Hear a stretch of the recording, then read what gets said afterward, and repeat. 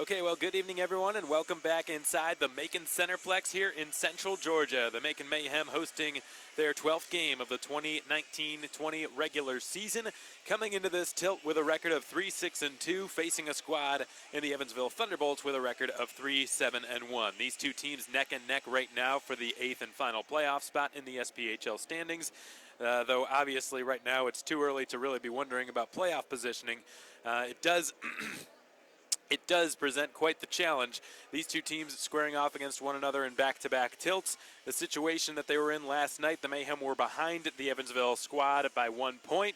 With their regulation win, they skipped over Evansville in the standings and now hold possession of the 8th spot. They currently sit 3 points behind the Quad City Storm and the Huntsville Havoc, the defending President's Cup champs, so there will be no tying either of those squads after this weekend. The Mayhem can't climb any more in the standings tonight. However, it still speaks volumes to what the team was able to do last night in the debut of 27-year-old interim head coach Ryan Michael. The Mayhem looked razor sharp in Michael's head coaching debut yesterday.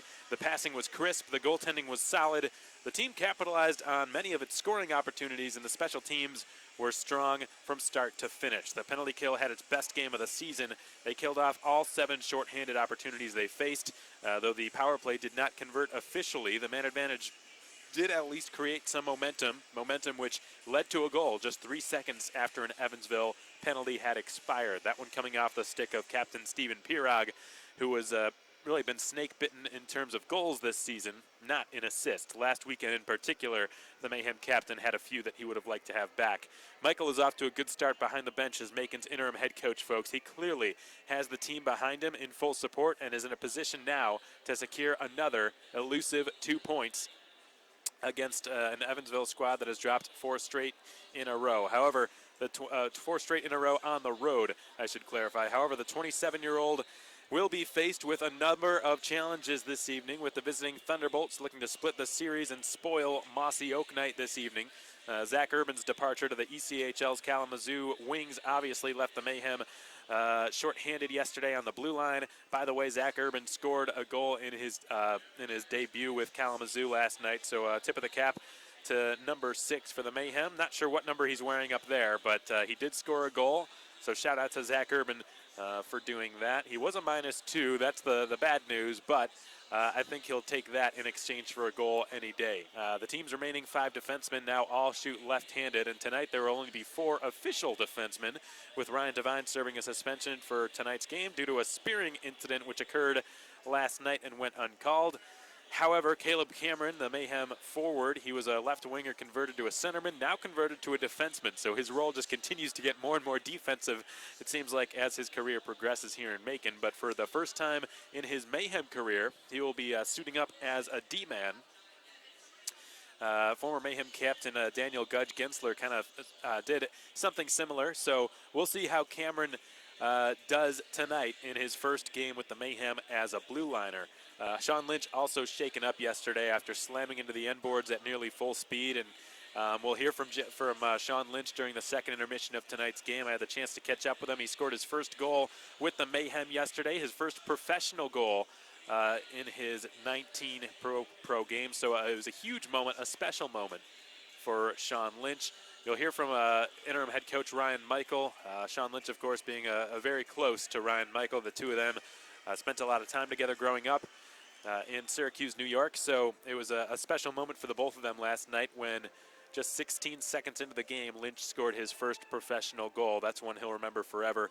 And then, of course, Jimmy Stoper still has not returned from Ontario. He's up there due to family reasons, but I was told today that he will be taking a flight back to Macon in the near future, and the Mayhem are hopeful he'll be able to suit up for the team next Wednesday on Thanksgiving Eve when the Mayhem make the trip down to Pensacola to the hangar to take on the Ice Flyers. 3 different players on the Mayhem got on the board yesterday for their first goal of the season last night. They set the stage for what could be a case of the floodgates opening. We mentioned Sean Lynch and Stephen Pirog both getting their first goal of the season. Then Josh Keplinger also scored what would end up being the game winner. So all 3 of them tallied a monkey off the back type of goal, which was long overdue for that trio. Lynch played 10 games for the Mayhem late last season, including the playoffs. He was in his 19th overall game with the organization last night. and buried his first pro goal just 16 seconds into his cousin's head coaching tenure. So it was a great moment, and then it was a particularly special moment for Sean Lynch, and a preface tonight in which he had a far more distinguished role with the team. Pirog also, like we said, snake-bitten in the goal-scoring department until yesterday. He had notched 9 assists before landing his first goal. He's now got 10, which is second most in the SPHL. His goal came immediately after making power play, and Keplinger's came just 18 seconds after Evansville's first strike of the game. So it was certainly a momentum-shifting goal scored by Keplinger.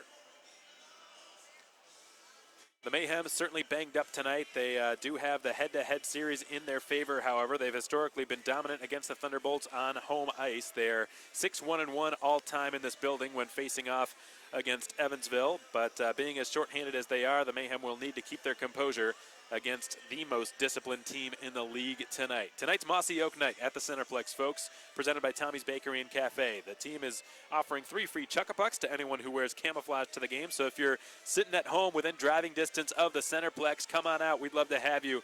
These Mossy Oak jerseys worn by the players both last night and today will be sold in the Macon Centreplex lobby at a live auction following tonight's game. The last remaining November home game will be WWE night 1 week from today. Next Saturday on November 30th. We're going to hear from the Mayhem interim head coach Ryan Michael in just a moment, folks. Thanks so much for joining us on the Mayhem Broadcast Network.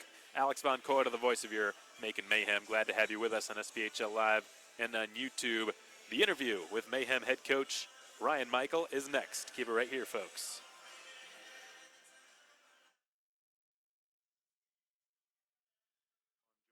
The interim head. Okay, welcome back, everyone. We're so glad to have you with us for our pregame show. I'm joined by the interim head coach for the Macon Mayhem, Ryan Michael, coming off of his first win as the Mayhem head coach last night. Coach, first off, congratulations on your first win as the Mayhem head coach. What were some of your biggest takeaways from the team's performance yesterday?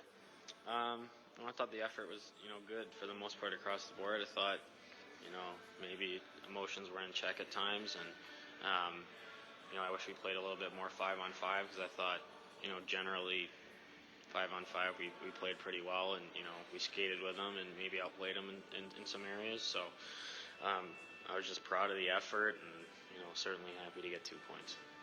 Yeah, without a doubt. And it seemed like there were times when the team went shorthanded, probably one too many times, ended up killing off 7 Evansville power plays, which when the team is as short as it is, never a good thing. Hopefully we can see a little bit more discipline here tonight and some more controlled emotion. And Coach, I wanted to ask you about Sean Lynch. You guys obviously pretty close. You grew up together playing in New York and everything like that. And is it a coincidence, do you think, that just 16 seconds into your head coaching tenure that he scores his first pro goal? I don't know. Yeah, I didn't even know that until after the game. I think somebody told me it was 16 seconds into the game, and I wore 16 pretty much my whole career too. So I guess you're certainly going to take good omens, as many as you can get. And I noticed he definitely had a larger role in last night's game. He had a much bigger impact on the game yesterday. He was utilized in more situations. I spoke with him about playing with Cam and Ortiz, and he really seems to have meshed with those guys pretty well. There were a couple of scary moments, however, with crashing full speed into the end wall there. There was a slash to his wrist. How's he feeling at the onset of tonight's game? A little sore. I mean, obviously, with both of those incidents yesterday, I didn't really expect him to feel great. So he's going to suit up, and we're going to kind of, take it as it goes. And, whether or not he plays, I know he's going to, be a good teammate on the bench and, support the guys even if he's not on the ice. So. Definitely. And Coach, late call-up that just happened today, David Pulowski, who's brought in from the Federal Prospects Hockey League, sort of a last-minute addition here. What are some of the things you can tell us about him, and what sort of role do you expect him to play tonight?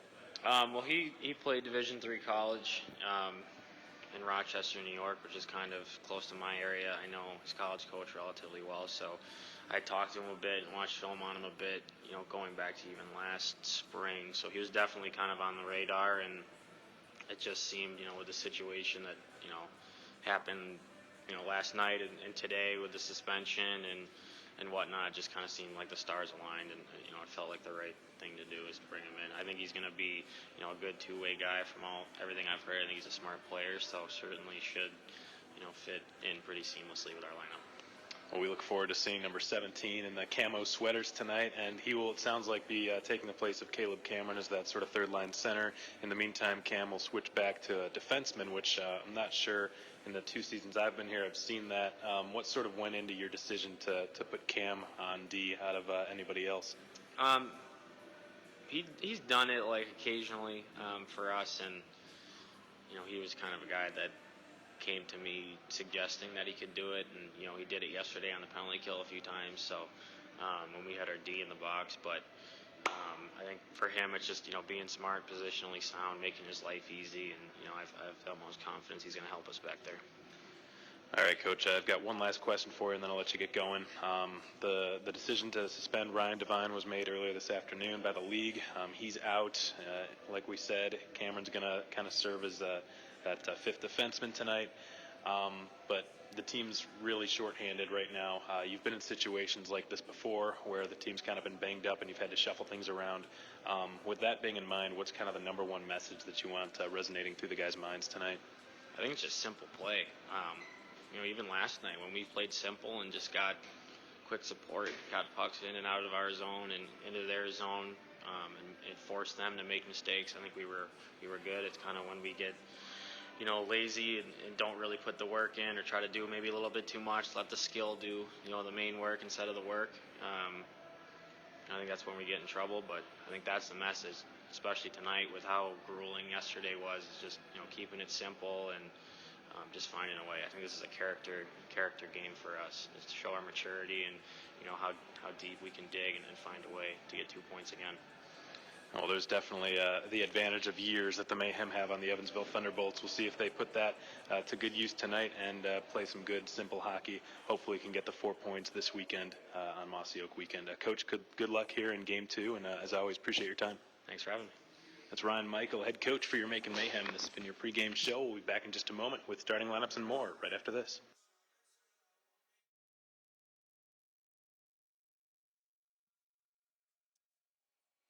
Hey, welcome back, everybody. Hope you enjoyed that pregame interview with head coach Ryan Michael. Always a pleasure catching up with Mikes. Don't feel quite right calling him Mikes anymore just because of the respect factor that has to be there. Got to call him Coach Michael from this point on, so that's something going to have to get used to, even though he might not ask for it. That's just something we're going to have to start doing now as the head coach of the Macon Mayhem.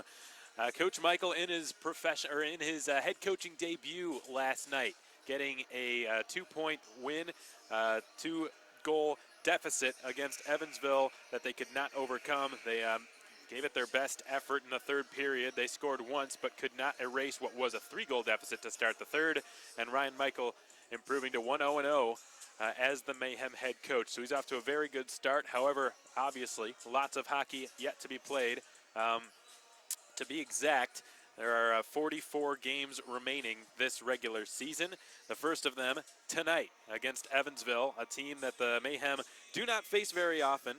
They will face Evansville in a couple of weeks up in southern Indiana before returning home the next night to host the Fayetteville Marksmen. So a really rough schedule facing the Mayhem shortly after Thanksgiving. But from that point on, the Mayhem will not face Evansville again for the rest of the regular season until the very end of the campaign in April. So this is a team that the Mayhem historically have done quite well.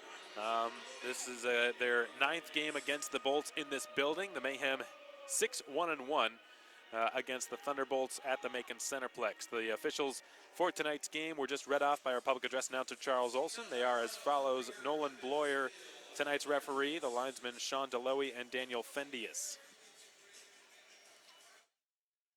Olson will shortly announce the starting lineups for the Evansville Thunderbolts. They're missing a key player. Their defenseman Kenton Helgeson is out tonight.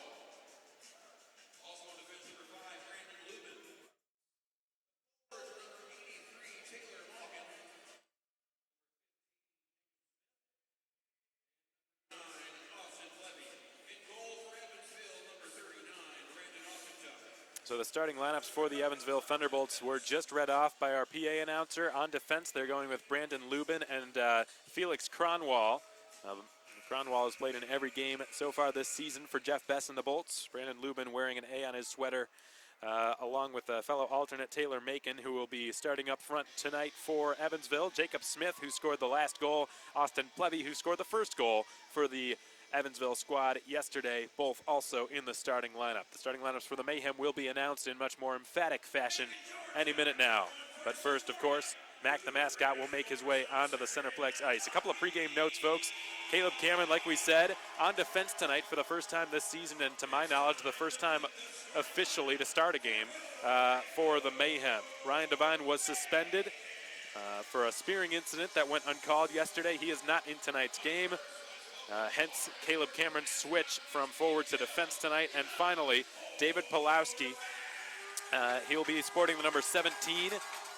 Head coach Ryan Michael talked about what impact he expects Pulowski to have. He was in the FPHL, the Federal Prospects Hockey League, to start this season, and he will be making his Mayhem debut this evening. Pulowski, somebody that has been on Ryan Michael's radar for quite a while. He knows his Division III college hockey coach pretty well. Pulowski last season playing at Nazareth College, a native of Rochester, New York. The starting lineup being announced right now for the Mayhem. Larry Smith, alias Big Country, had an assist, his first of the season yesterday on Country Night, and this is Mossy Oak weekend. He was the face of these jerseys. His defensive partner tonight, Ben Campbell, also somebody who's looking to have a big game tonight, somebody who got his first assist with the team yesterday as well. Steven Pirog, another first for him, got his first goal of the season last night. Came just 3 seconds after a Mayhem power play had expired. And his fellow President's Cup champion from 2017, Stathis Sumalitis, will line up on his left flank. Sumalitis has played in all 11 games for the Mayhem this season. Tied for the team lead in penalty minutes with 20 on the campaign. Danny Caesar, another SPHL veteran. 4 seasons in Knoxville before coming here late last year. He will line up on the right side of Pirog and Sumalitis. Kevin Etma gets the nod to start tonight for the Mayhem, and why not? He's been dynamite in between the pipes for Macon. Kevin Etma right now coming into this game 4th in the league in save percentage. He has stopped 93% of the shots that he has faced, the shots that have been on target at least. A .930 save percentage and a goals against average of 2.38, a record of 3-4-1 through 8 games played. Kevin Etma, an Adrian College product in his first full professional season.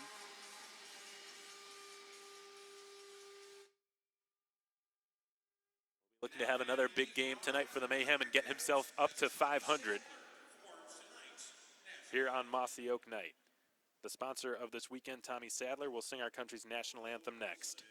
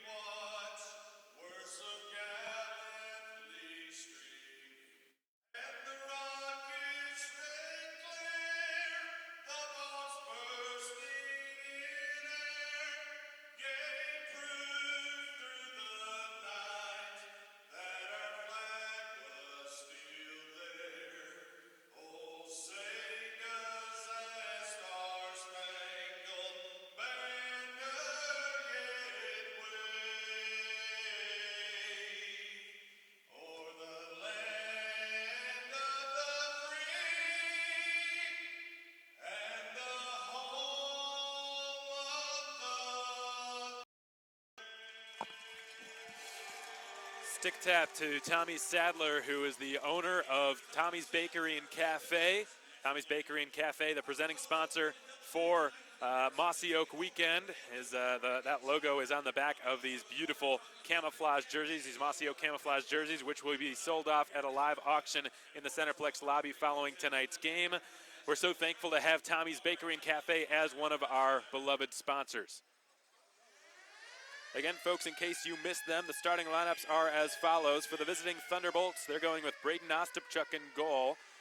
The Mayhem faced against him last season when they played Evansville, but last night it was Parker Gahagan.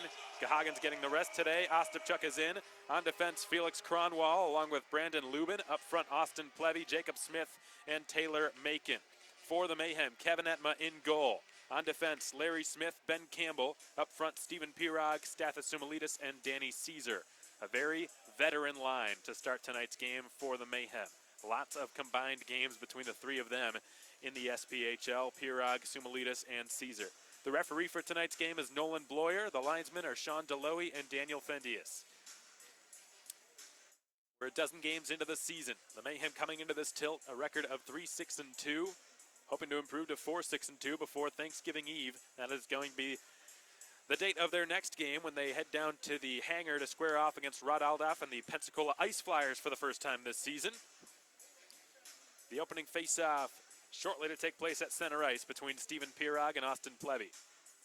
Plevy opened the scoring for Evansville yesterday. Scored the goal that looked like might shift the momentum in the Thunderbolts' favor, but a goal scored by Josh Keplinger nipped that momentum in the bud. The Northeastern graduate wins the opening face-off of this game, and Felix Cronwall has it in his own zone. He will slide it to his right and get the return pass from his D partner, Brandon Lubin. Cronwall will circle back in behind his own net with Danny Caesar flushing him out, and Jacob Smith trying to hack the puck out. He chips it past the blue line.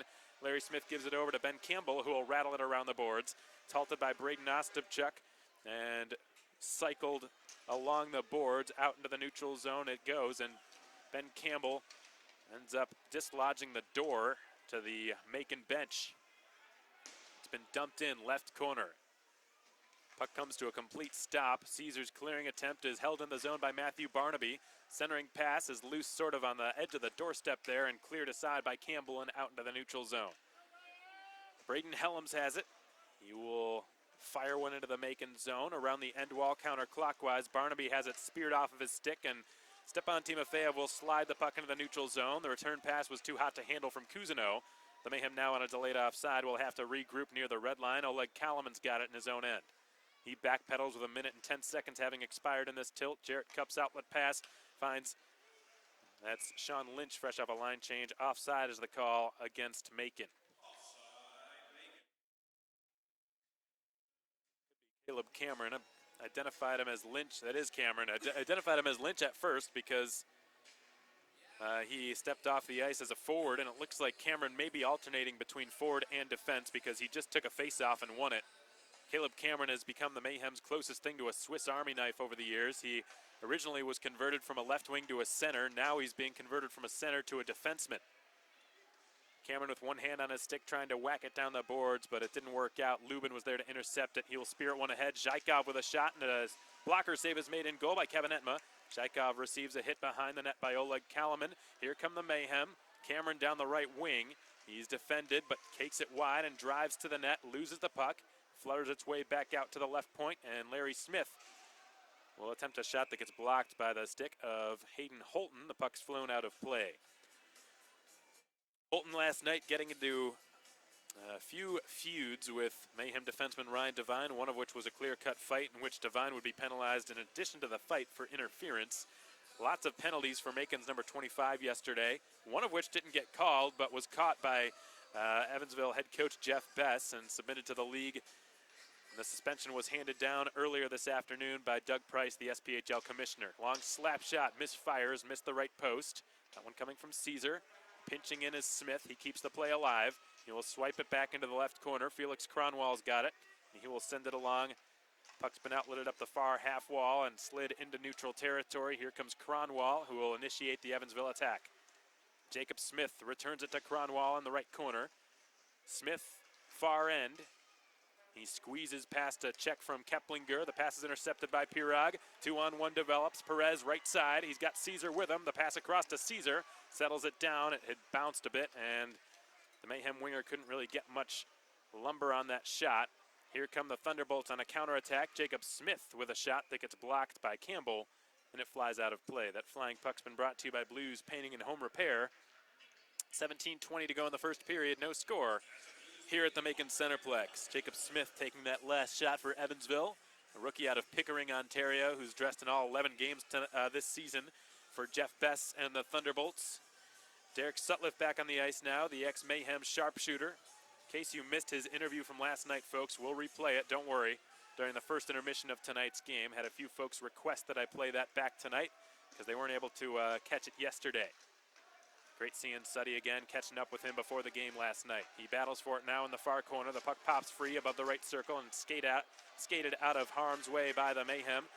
And taking it wide along the half wall now will be Timofeyev. He had to just spin it in behind the net as he was well covered by Lubin. And the puck pops out to the blue line. It's going to be Barnaby carrying it down the left wing. Matthew Barnaby attempts to slither by Jarrett Cupp, lost the puck.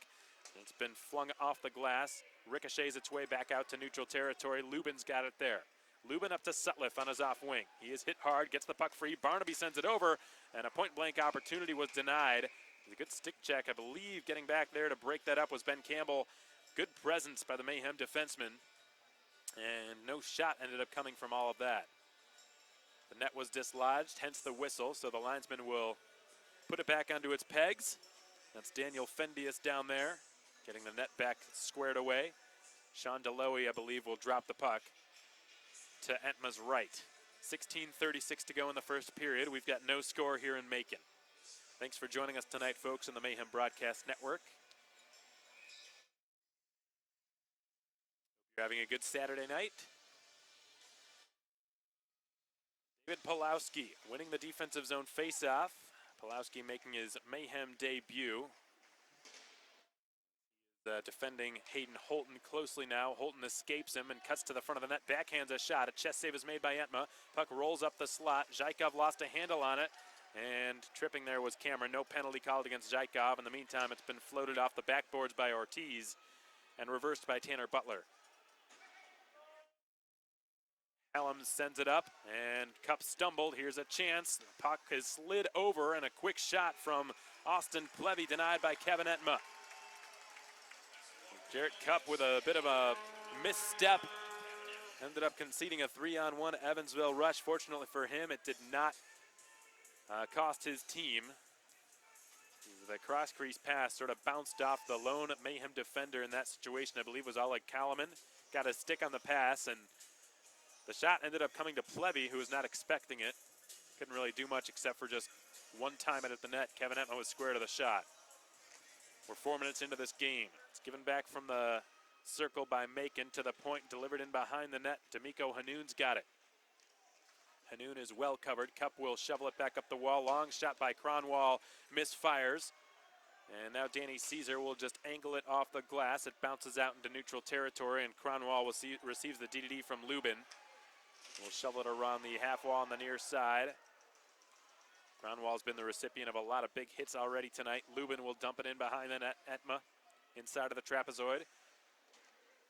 Sends one around to the far side. Caesar allows it to go through. Oleg Kalaman spears it through. Continues to pursue it. Helms impeded his progress. The two of them both down now on top of the Evansville crease.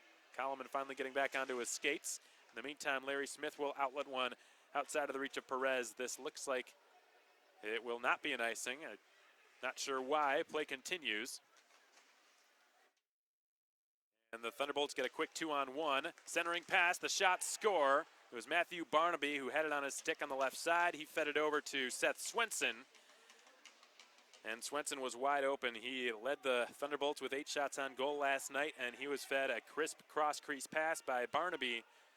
And the Bolts are off and running. They lead 1-0. It was 5 minutes and 7 seconds into the game.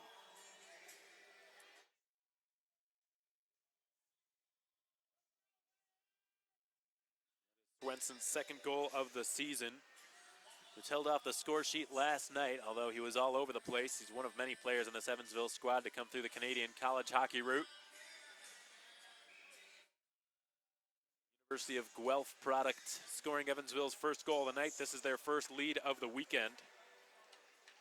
Butler will fling it up the left side, and Derek Sutliff dumps it in towards Macon's net. Ben Campbell's attempted clear finds Pulowski. Marcus Ortiz blindsided in the neutral zone, a bit slow to get up. Barnaby's got it. from the red line, he will shovel it into the Macon zone. Ben Campbell gloves it down to the ice and springs one along for Sean Lynch. Lynch sends a diagonal pass off the far corner boards, and Marcus Ortiz wipes out. Caleb Cameron back defensively for Macon. Now it's Ben Campbell. Up the middle for Pirog. Slips his way across the Evansville blue line and carries it in behind the Thunderbolts net. Excellent pass, and the one-timer is stopped by Ostapchuk. He bobbled it, and eventually it's played by Braden Helms, who will clear the danger for the time being. This puck goes all the way down at the Tropical Smoothie Cafe icing. 6 minutes and 3 seconds into the game, an immediate timeout is on its way. 1-0 Evansville, the score.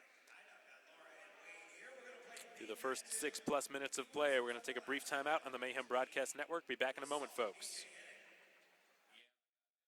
Are you looking to raise some money for a cause and have a blast while doing it? The Mayhem would be happy to help you out through our fundraiser program, available for all home games throughout the season.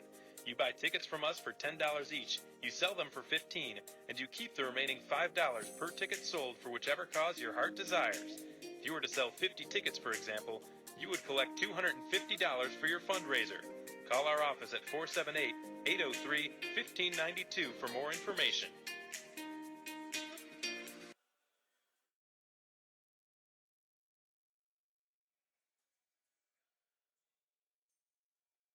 Mayhem going to an offensive zone face-off. The team trailing by a goal. That last strike coming off the stick of Seth Swenson. Matthew Barnaby on the assist.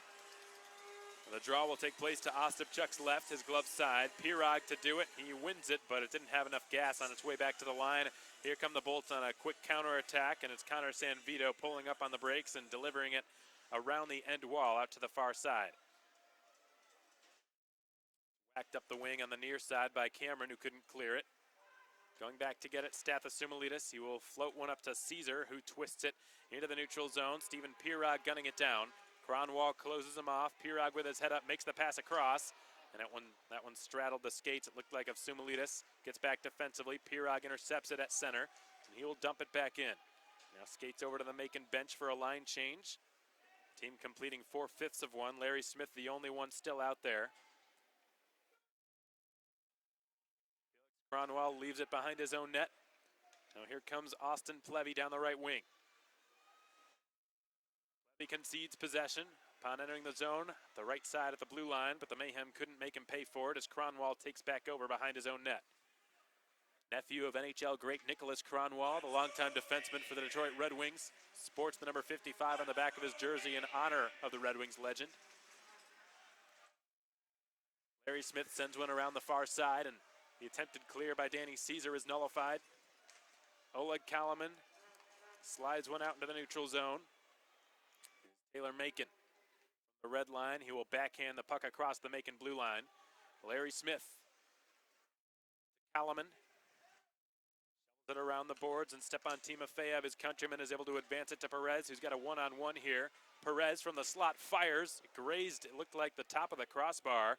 Maybe got a piece of Braden Ostapchuk's glove, and ultimately flew out of play. That flying puck's been brought to you by Blues Painting and Home Repair. Danny Perez, nearly a point per game player since arriving in Macon. 8 points through 9 games. 3 goals, 5 assists. Nice addition. Offensive abilities have really helped this team out.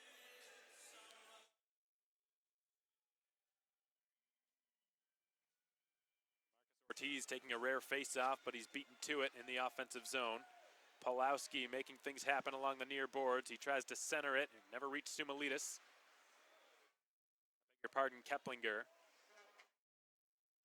Derek Sutliff from the red line will just roll one into the offensive zone. Here's Keplinger. His outlet pass deflects off the stick of Ortiz, who stays on it, but beating him to it was Tanner Butler, who's cleared it out in front of the Macon bench. Pirog fights for it, but here come the Thunderbolts. Here's a wrist shot from the left circle by Hayden Holton that sails over the net. Ricochets its way back out to the Evansville blue line. It's fed over to Felix Cronwall on the left wing. Cronwall is checked by Keplinger into the half wall on the far side. Jarrett Cupp will pursue the loose puck behind his own goal line. He reverses it to Ben Campbell. Campbell turns and tries to send one along the boards. Kevin Etma just bounces on that fluttering puck in the crease and will just hang on to it. 11:14 to go in the first period. Macon down by a goal. Seth Swenson, the lone goal scorer tonight for Evansville. Going to a defensive zone draw. Stephen Pirog, it looks like, will take it. Pirog's been an excellent face-off man, really excellent in every category since the Mayhem captain returned. Yesterday was finally able to get that elusive first goal of the season. Long point shot by Cronwall gets blocked, and then another blocked shot that was made by Cameron. The puck pinballs off his skates back out to the Evansville blue line. The Bolts have just iced the puck. This will be a whistle and a stoppage in play. 11:01 to go in the first period. 1-0 Thunderbolts. That icing call has been brought to you by Tropical Smoothie Cafe. Stop by Tropical Smoothie if you get a chance, folks, on Riverside Drive. Say hi to Joe or Janine Bichon, the owners. They're at every line change episode Tuesday nights at the Rookery. We're hoping to have a show next Tuesday as well. Of course, the only danger to that is that the team travels the following day to Pensacola, so I'll just have to make sure that it's okay with Coach Michael that we do the show as planned. The turnaround shot from the top of the left circle by Pirog missed the net. Pirog holds the line, leaves it for Caesar, whose shot gets blocked by Cronwall. He gets it up to his stick and flings it off the glass. Doesn't end up leaving the zone. Pirog will just skate it back out anyways because his team needed to reset. Danny Caesar drops it to Caleb Cameron, who will slide it out in front of the Macon bench. Here's Evansville's Hayden Holton. Pardon, that was Kyle Thacker, the SPHL veteran. The puck's deflected into the Macon bench by Barnaby and out of play. Barnaby, his father played in the National Hockey League for the Buffalo Sabres, and Pittsburgh Penguins, Tampa Bay Lightning, and the New York Rangers. Played in the NHL for a long time. Barnaby having spent last season in the United States Hockey League with the Chicago Steel and the Youngstown Phantoms.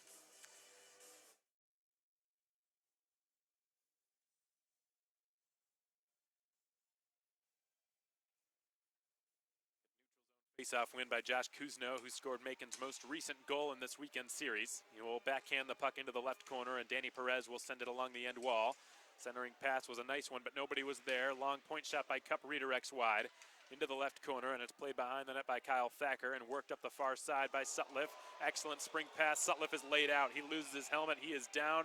The whistle blows, and Sutliff, I don't think, is happy that the whistle blew. The Bolts had an odd man rush developing, and I'm not sure the fans realizing who they're cheering for right now. Having just gone down and lost his helmet, looks to be in some discomfort as the Evansville trainer scurries over to take a look at him. Here in the Macon Centreplex used to cheer for number 19 in white. Now they're cheering against him. Very slow to get up. He's not gotten back onto his skates yet. Finally able to do so. He is disoriented, folks. He's having a really hard time skating back to the bench. That was a huge hit delivered on him in the far half wall. He looks like he can barely stand under his own power. He looks like he very well could be woozy. And if I had to guess, folks, they're going to, yeah, this is the right call. They're taking him back down into the Evansville tunnel and probably get him evaluated for concussion-like symptoms.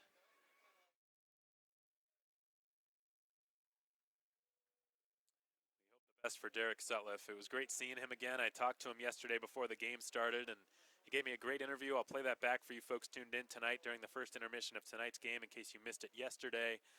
And he's somebody who pretty beloved player here in this community. He was second on the team in goals last season, had 21, second only to Jake Trask on the Mayhem squad last year.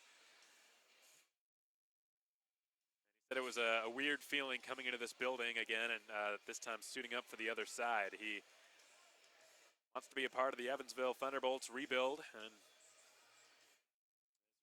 yesterday was his first time playing against the Mayhem in this building before. Even when he was with the Mississippi River Kings the year before that, he had never traveled to this building to play the Mayhem. At least that's what he told me. So, very excited to suit up yesterday. I believe he got an unregistered assist on Evansville's second goal, and we hope the best for him. Hope he's okay.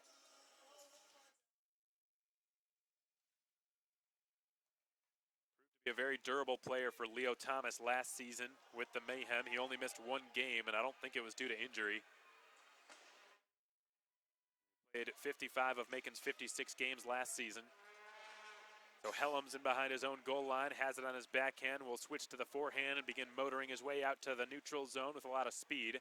Passed it right into Jarrett Cupp's glove, and Cupp will just bank one back out past the Evansville blue line where it's flung back in from center ice. Cupp behind his own net. We're halfway through the first. He will chip it out into the neutral zone. Danny Perez on the left wing. He delays and spins it down the half wall. It never reached the intended target, picked off by Lubin. Campbell now.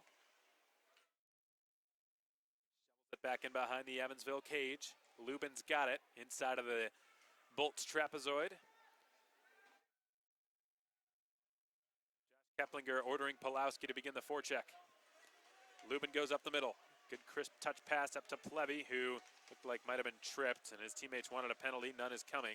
Plevy is able to hold the wall and keep the attack going for the time being. He will squirt one down to the corner and get the return pass. Flutters through all the way back to the line. Turned over. Pulowski outlets one to Keplinger on his off wing. Cuts in across the blue line. Tries to dip his shoulder and work his way into the slot. He lost the puck, which has just been covered by Braden Ostapchuk, and we get some pushes and shoves taking place after the whistle. Buzzer has sounded. 8:39 to play in the first period. 1-0 the score in favor of Evansville. We're going to take a break on the Mayhem Broadcast Network. Be back in a few moments, folks. Keep it right here on SPHL Live and on YouTube. The beloved Family 4-Pack is back. The Mayhem are offering this incredibly affordable package for several games throughout the season. For just $50, you receive 4 tickets and a $30 gift card to Texas Roadhouse at 5080 Riverside Drive right here in Macon. The dates for these 4-pack nights will be announced on social media as they become finalized, so be sure to follow us on Facebook, Twitter, Instagram, and YouTube for all the most up-to-date content.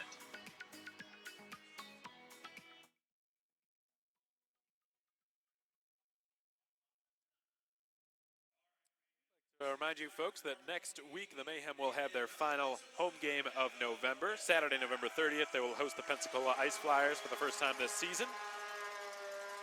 Be a rematch in terms of what happens next Wednesday on Thanksgiving Eve. And the Mayhem have off on Black Friday. It's actually the first Friday game that the Mayhem, or Friday this season, in which the Mayhem are not playing. The puck drops. Pirog wins the faceoff in the offensive zone. Long right point shot. They score. Jarrett Cupp let it fly through traffic from the right point. It hits something out in front, changed direction, and beat Braden Ostapchuk inside the right post. And that's going to be Stephen Pirog with the goal, his second in as many days. The Mayhem have tied this game up. It's 1-1.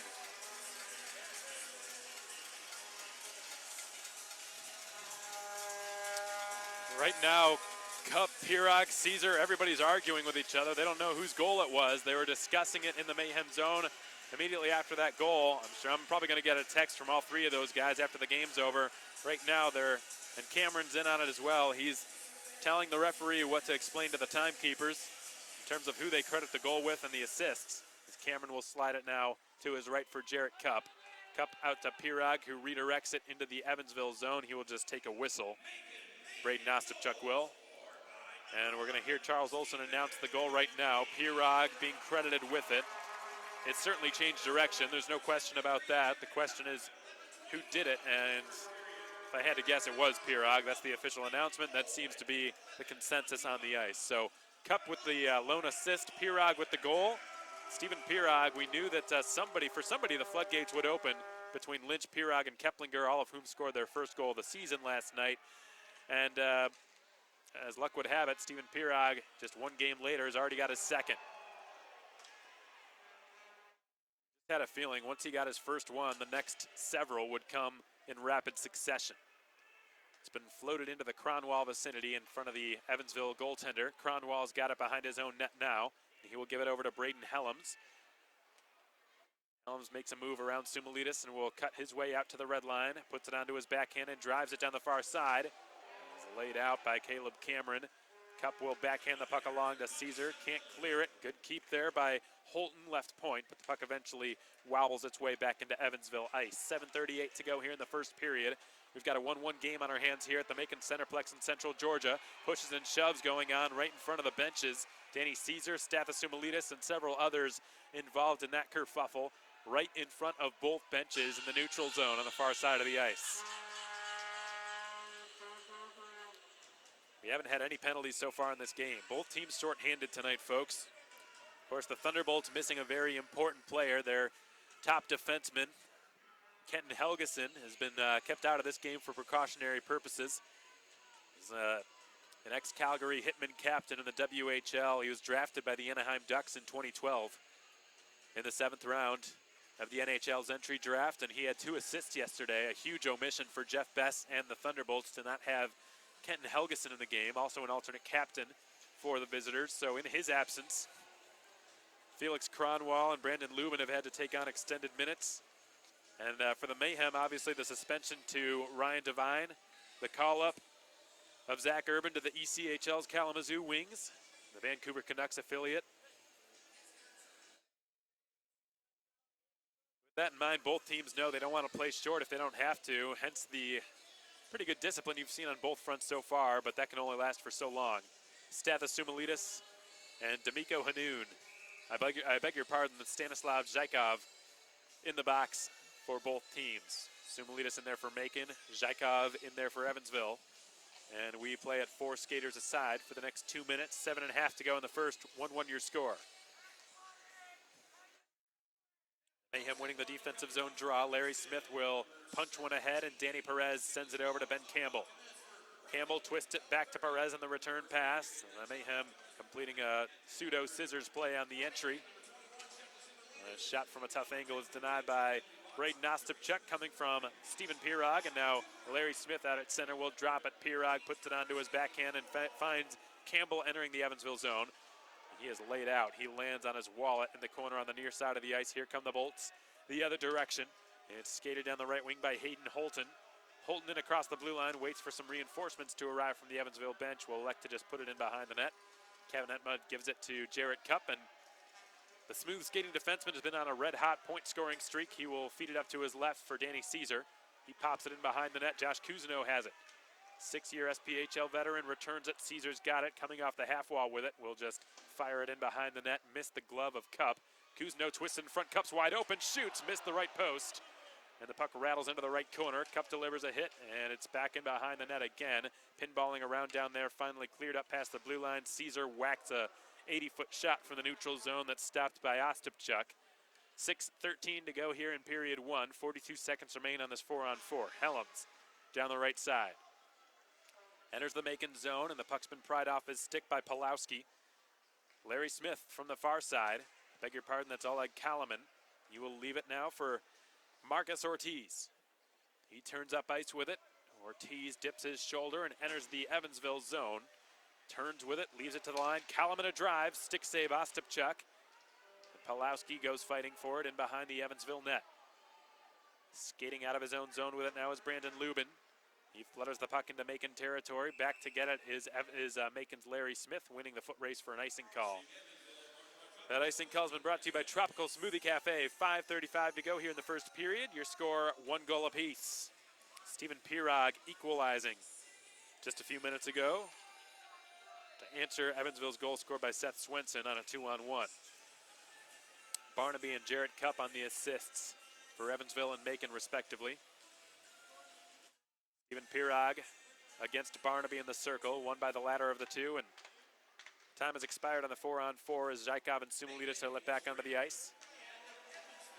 In the meantime, Stephen Pirog has stolen the puck out at center. He's got it on his stick now as he motors his way across the Evansville blue line. He's heavily outnumbered, wins the puck, shovels it at the net, and Ostapchuk is down with a butterfly save. Boy, I got to tell you, folks, Stephen Pirog has been an absolute warrior since joining the Mayhem this season. He has really just put this team on his back, and through the struggles has continued to just put his head down, do the hard work necessary for success, and just lead by example each and every shift. And that was just another example of it. He seems to constantly be outnumbered, and there's a good reason for that. He's somebody who just works so hard for every square inch of ice, and there's a reason he's got 10 assists on the season, folks. Second most in the SPHL, only to Birmingham's Josh Harris. Here's an opportunity for Caesar, who fires. Stick save made by Ostapchuk. The puck's flown out of play. That puck just bounced its way very dangerously in front of the Evansville net, and Ostapchuk coming up big, bailing his team out. Braden Ostapchuk, the mainstay in net for the Bolts last season, played 29 games under Ian Moran last year.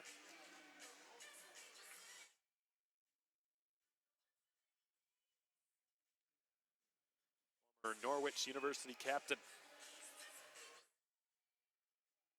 Rare for a goaltender. Ben Campbell sends it down the left half wall, and Keplinger has it. Scored a goal last night, would end up being the game winner. Huge momentum turner as well for Josh Keplinger, as it came just 18 seconds after Evansville's first strike of the game. The Mayhem skillfully enter the attacking zone, but on an offside whistle. We're going to head to our third and final media timeout of period one. We're going to take a brief pause in the Mayhem Broadcast Network. Folks, thanks so much for joining us on your Saturday night. Hope you're having a good one. We'll be back in just a moment. Trying to plan out a night of fun for an upcoming birthday? Why not spend it right here with the Mayhem? The Tommy's Bakery and Cafe Birthday Suite is available right here at the Macon Centreplex for all home games during the 2019-20 season. The birthday suite comes chock full of benefits, including 12 tickets, a private suite area with a great view of the ice, donuts from Tommy's Bakery, a visit from Mac the Mascot, and a special present for the birthday child. All of this for just $250, with additional tickets available for $12 each. Visit MaconMayhem.com or call our office for more information.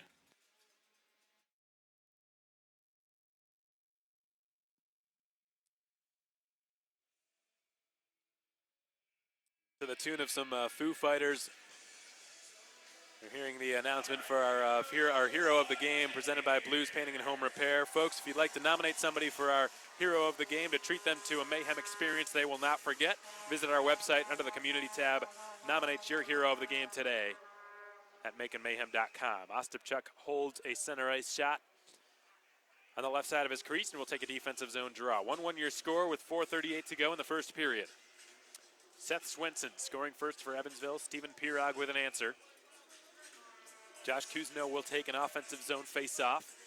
It'll be to the left of Braden Ostapchuk. And with it on his stick now, Kyle Thacker, the ex-Fayetteville marksman, played 55 games there last season. It's been cleared all the way down and below the Macon goal line. Big hit thrown on Jarrett Cupp, who loses possession of the puck. It's been worked back to the line past Thacker's blade all the way down. He's going to have to turn back to go get it, as Ostapchuk, well out of his net, will just play it safely behind the cage. Thacker's outlet pass misses everything in sight except for Caleb Cameron's stick, of which it bounces. And Cameron delivers a hit behind the net, but couldn't take it away.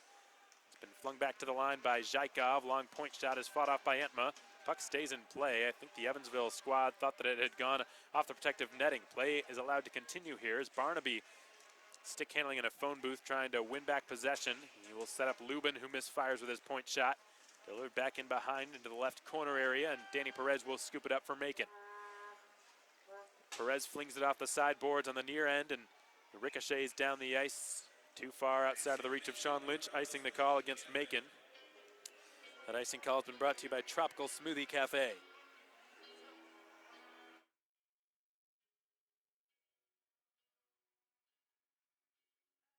Danny Perez, 4 years at the University of Maine before starting his pro career last season in Greenville under Kevin Kerr, former Mayhem head coach in the ECHL. Up there in just 4 games played, he had 5 points, 3 goals, and 2 assists. He's produced at a similar rate for the Mayhem this season. Be a defensive zone draw to the right of Kevin Entma.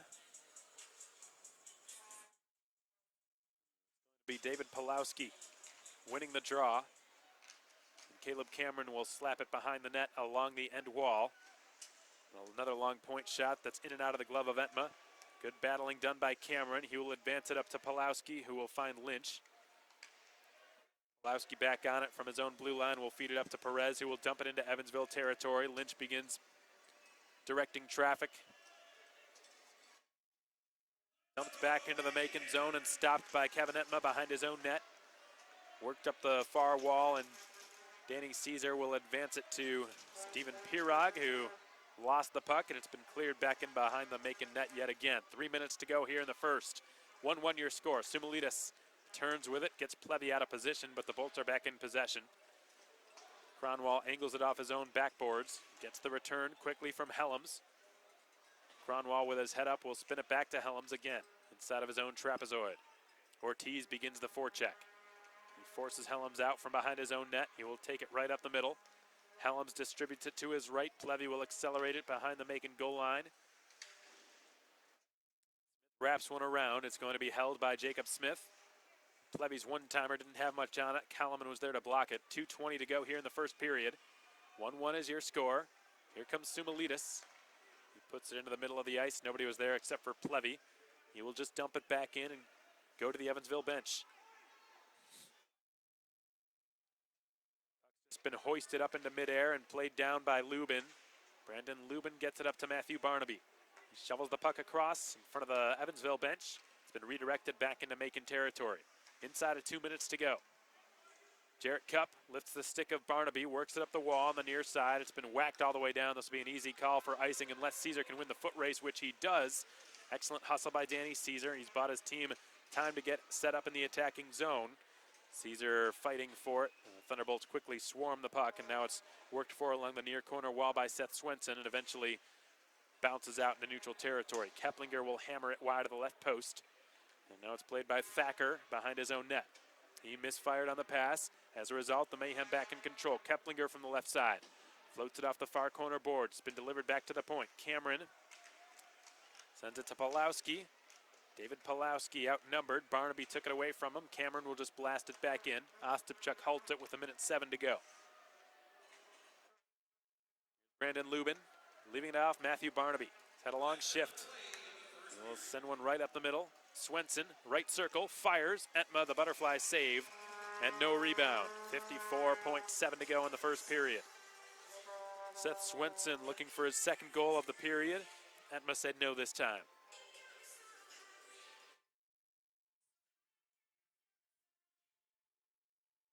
Kevin Etma and Braden Helms played together for several years at Adrian College. They were longtime teammates at Adrian. Now playing against one another tonight.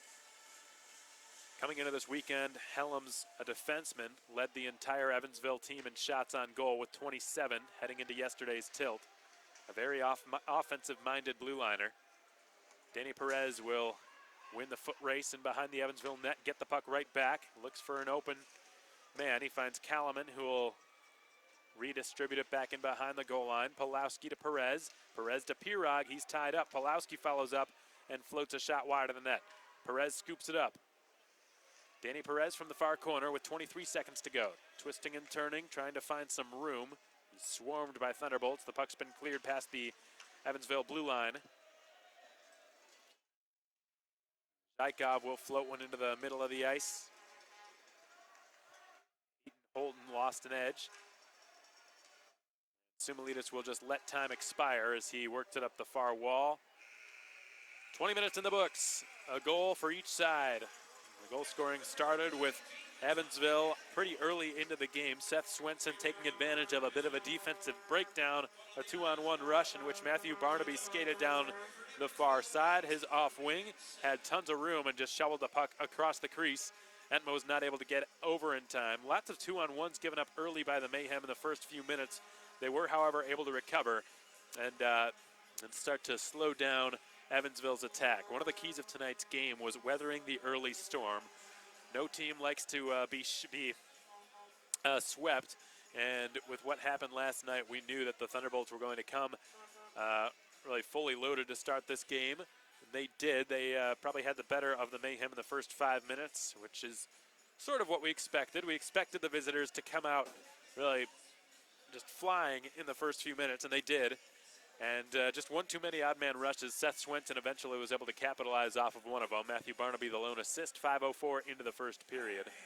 And then Macon responded with a Stephen Pirog redirect goal following an offensive zone faceoff, 6 minutes and 21 seconds after Swenson's goal. Jarrett Cupp let the shot fly from the right point, and Pirog was able to redirect it off the inside of the right post and into the net to beat Ostapchuk and give Macon its first goal of the night. Pirog's goal coming as his second in as many games. He was held without one through the entire first,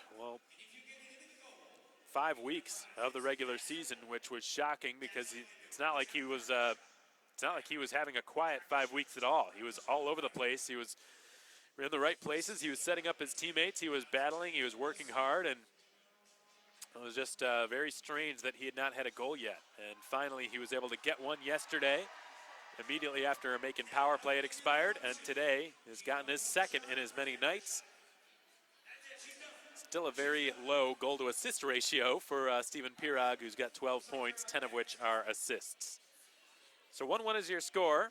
It was a very disciplined first period of play. The Thunderbolts, the most disciplined team in the SPHL coming into this game. They averaged the fewest penalties per game at just 9.1. Macon, on the other hand, the second most penalties per game in the league, behind only Peoria. The Mayhem averaged 16 penalty minutes per game. The only penalties were offsetting roughing minors for what transpired in front of the player benches. Stanislav Zhaikov and Stathis Sumulidis were both sent to their respective penalty boxes, but no scoring transpired on the ensuing 4-on-4. So again, 1-1 your score. We hope you've enjoyed the broadcast up till this point, folks. One other thing we're hoping for is the well-being, of course, of Derek Sutliff, who was slammed into the half wall on the far side of the ice, took a big hit, and lost his helmet, which it did not look good, folks. It looked like when he landed on the ice, he lost his helmet before he fell, and there's a good chance that he might have hit the back of his head on the ice, and that is a very hard service. That's not something to be taken lightly by any means, and we hope that Sutliff's okay. He was slow to get up, and then when he finally did get up, there was clearly something wrong. He was sort of stumbling. He looked very disoriented, I guess is the right word for it, and just had a hard time skating. So I imagine they're taking him back to examine him for concussion-like symptoms. We wish the best for Derek Sutliff. We did get the chance to interview him at the onset of this weekend series, so I'll play back that interview with former Mayhem sharpshooter in just a moment. But first, let's take a look around the SPHL for an out-of-town scoreboard update.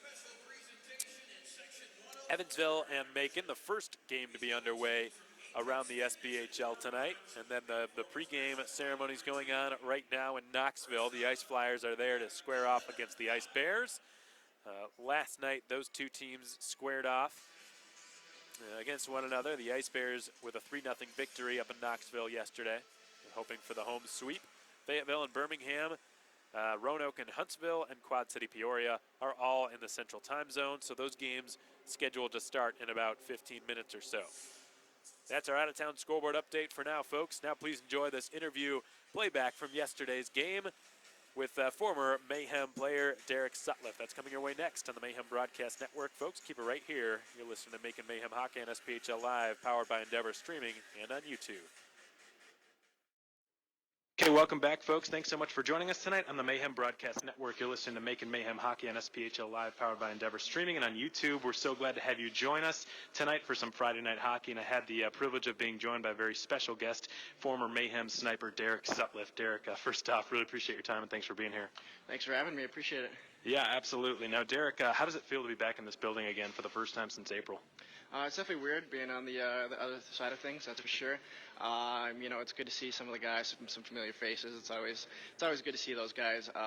And to be honest, it'll be my first time playing here in this barn, not playing for Macon. So this is my first game going against them, I guess, here. So it should be an interesting one. Yeah, definitely it should be, and you're wearing the same number and everything, so it'll be maybe a little bit mixed allegiances, I think, from the crowd tonight, certainly for a few people in the audience. And Derek, you've been somebody who's been kind of a veteran player on this team. It's a younger team. It's on the rise, that's for sure. It's already shown a lot of improvement, I think, Evansville from last season. And I guess just talk about some of the ways you've enjoyed playing for this organization here this season. Yeah, so far, it's been great. Obviously we have our ups and downs and whatnot, and we do have a young team, but I was presented a great opportunity here, and obviously to turn things around from last season, and I wanted to be a part of it, not only for this season, but in seasons to come. So any advice or anything that I can bring to the table for this season and the future of the program, I'm willing to do, and I'm excited for this season, in the future for the Thunderbolts. So it's good to see everybody's excited for hockey in the town, as well as the locker room. So it's great. Yeah, without a doubt. And I remember when the trade was made originally during the summer, there was talk that you had family closer to Evansville and friends and family nearby. Have you been able to spend any more time up there with them than you were able to here in Macon? Yeah, absolutely. Obviously, anytime you can play in front of family and friends, it's a good opportunity for that, and it's very grateful for that opportunity. They've been to the majority of the games, so yeah, it's definitely nice knowing you got some familiar faces in the seats. Where is it that they're at? Because I know that you're from Las Vegas, Nevada originally. Yeah, it's just maybe an hour and a half from there, so it's a quick little jaunt. Obviously, a bit farther than Vegas, so they can't always come, but no, it's good to have close family, some family in Chicago as well, so a little bit more of a drive, but still a bit handier for them. Definitely, and when you guys go to Peoria, which is often, I'm sure that in Quad City, I'm sure that the folks from Chicago can probably swing by and visit you. That's probably a hop, skip, and a jump away as well.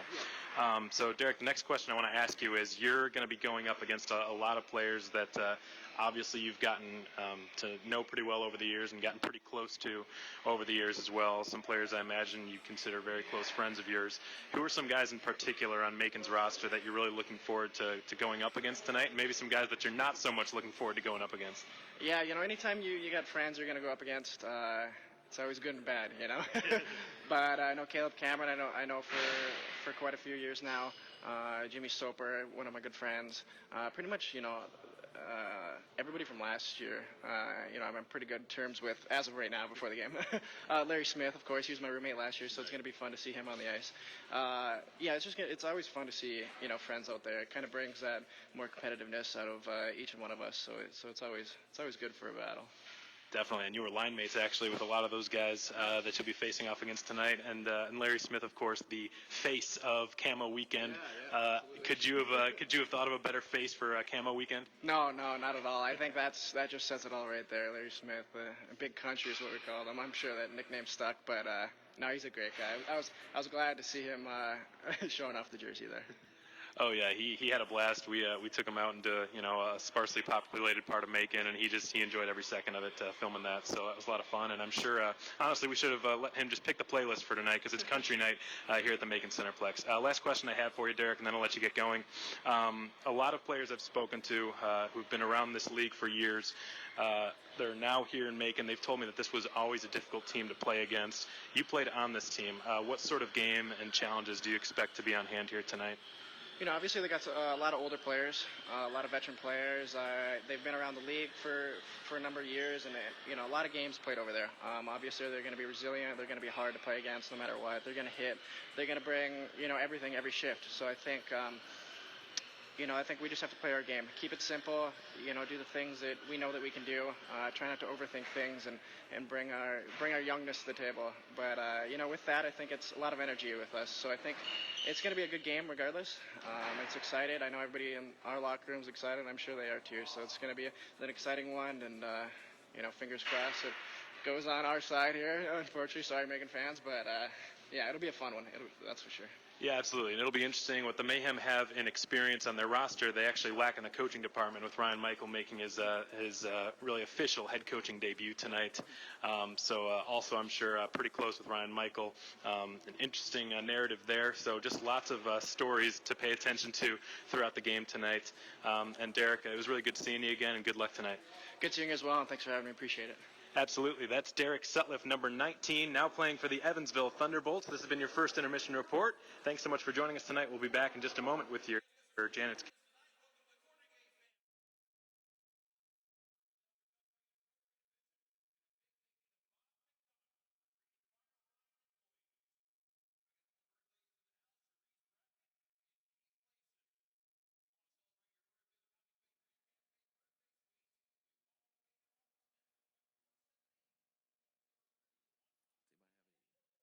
Office questions, marketing, Spectre questions.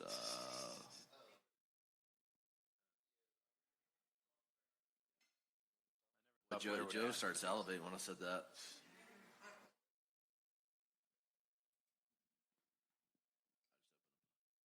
Go ahead, Joe. Yeah. I guess Spectre's here for the long run.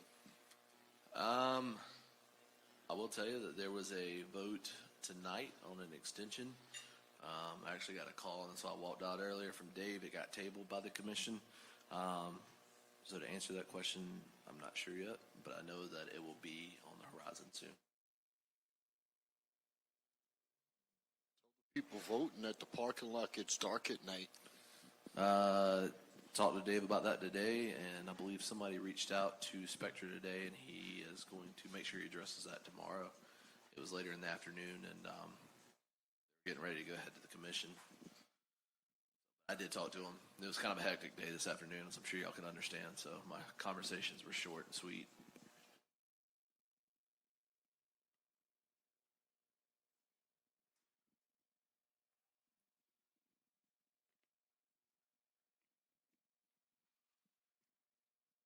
Along the lines of, if you guys can renew a contract or not, how are you feeling about the fan attendance this early in the season? We still have the college football going on, high school football just wrapped up. But it seems like to me, and I didn't go back and look at the last numbers, this year's attendance is better than previous year's attendance at the same time. Much, but some. I'll be honest with you, I'm frustrated with it.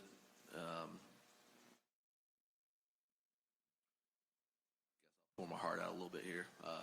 Something I think about every night. I know I read the fan page and I see things, and I think some people think that it's kind of passive for me, but it's absolutely not.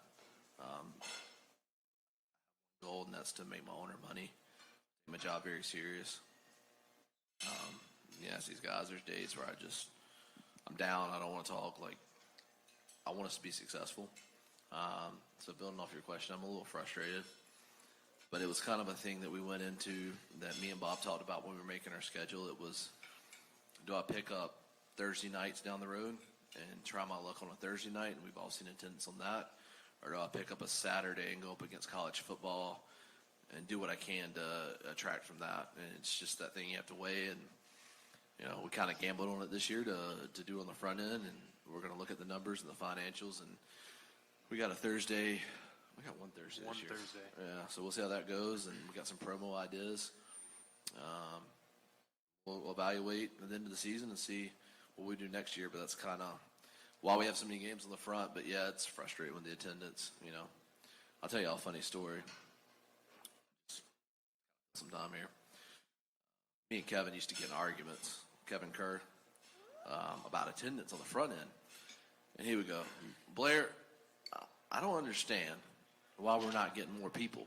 I was like, well, Kevin, we're just playing Georgia this year. He's like, I don't care. I don't understand. They're amateur athletes. We're professional hockey players. And I was like, well, Kevin, football's a way of life down here. Kind of like hockey is for y'all up there. That's football down here. And he would just, we would just go back and forth, and it was hilarious.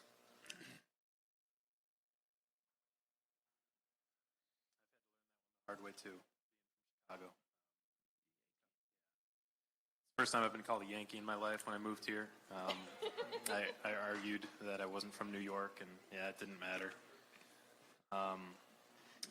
Back home we don't, like, college football just isn't a big deal.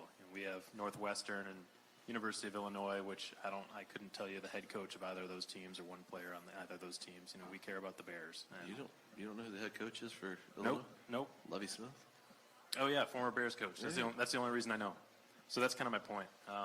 So for not just people in leadership positions here, but players as well and staff members, when they come here and realize the religion that is college football, it's a culture shock for everybody, and it's a challenge for us from a marketing standpoint for sure.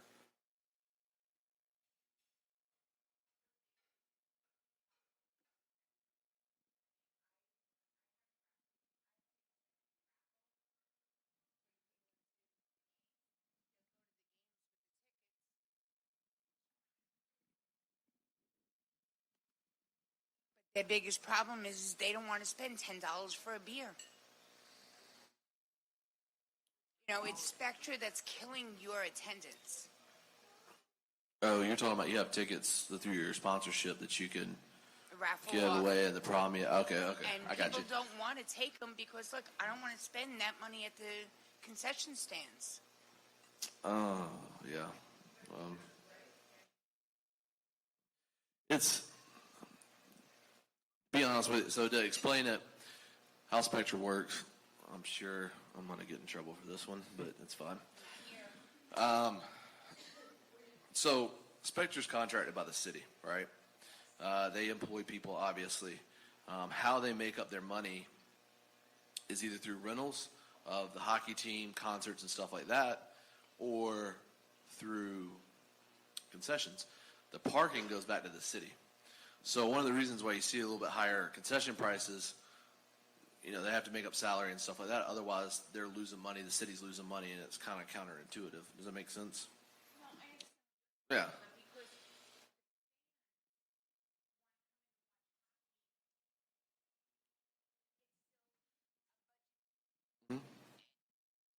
Budget cost when you want to take your kids to a game, and then the kids, they want popcorn and they want a hot dog and they want a pretzel. Parents want to take them there for the experience, but the kids want to eat. I got you. And it's hard for some of these parents. I understand what you're saying, and I will. I know you're probably tired of hearing this, but I'll talk to Dave tomorrow about it. And I know we've got some nights planned. How many was it?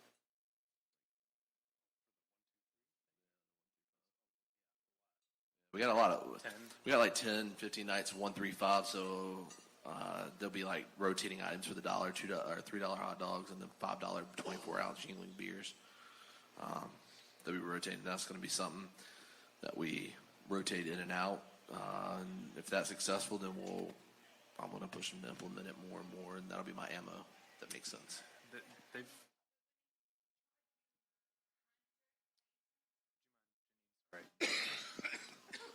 People are going to pay a lot of money to go to a.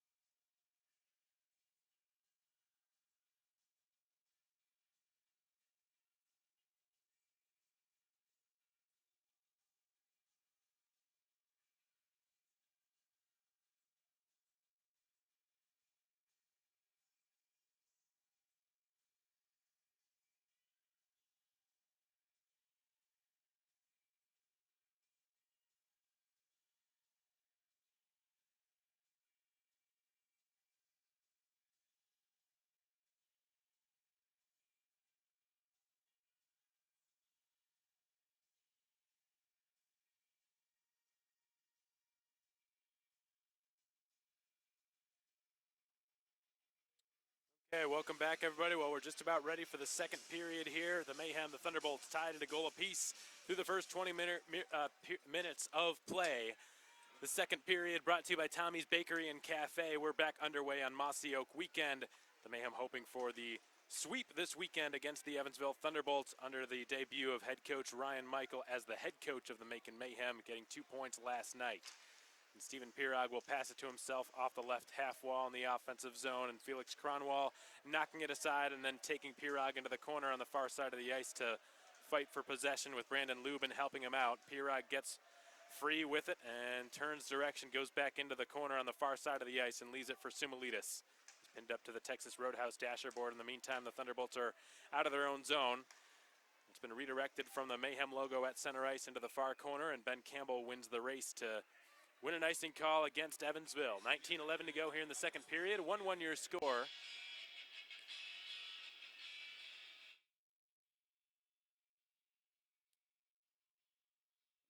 Get an offensive zone face-off to follow.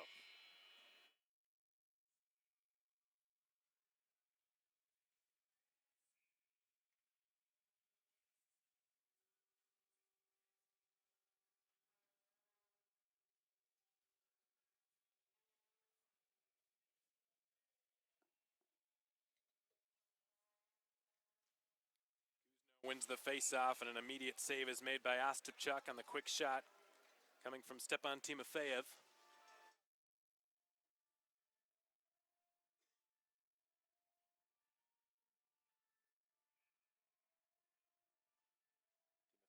Reigning Federal Hockey League's Rookie of the Year. 19:08 to go in the second period. 1-1 the score. Against Barnaby in the circle on the far side of the ice. The puck drops. Barnaby wins it, and it's been cleared back out into the neutral zone. It bounces away from Jarrett Cupp. He whacks it back up to the blue line. Kalaman failed to clear it, but he'll get a second chance, and pass never ends up reaching Perez. The Thunderbolts back into the attacking zone. Racing down the right side is Barnaby, whose shot misfires. And now it's Swenson taking control. He will weave his way to the outside and fire. Kevin Entma with a stick save. And Perez tried to chip it out past the stick of Kyle Thacker, but it's Barnaby taking over behind the Macon net. Way to the outside and centers it, bounces around off the side of the cage. Barnaby back on it from the corner, will weave his way into the circle. He slides it over. Great defensive play by Timofeyev. It would have been a backdoor play. The Mayhem are able to get out of the danger for the time being. The Bolts on a delayed offside. They will just complete a line change now as Kalaman receives the breakout pass on the right wing. Lubin to Zykov. He slides it over, and Thacker gives him a return. Picked off by Perez. We'll slide it to Timofeyev, entering the attacking zone. Outer hash marks, right circle. Kick save by Ostapchuk. Big rebound on the doorstep. Hacked just wide by Pulowski. In his first Mayhem game, couldn't tap it into the left side of the net. And now it's Cameron back defensively for Macon. He turns it over. Here's Holton moving in. He missed the right post. The puck skitters its way along the far boards, and Keplinger is held up. He's going to have to retreat and just play it back out into the neutral zone.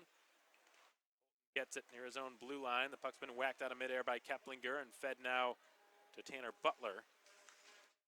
Lubin off the sideboards.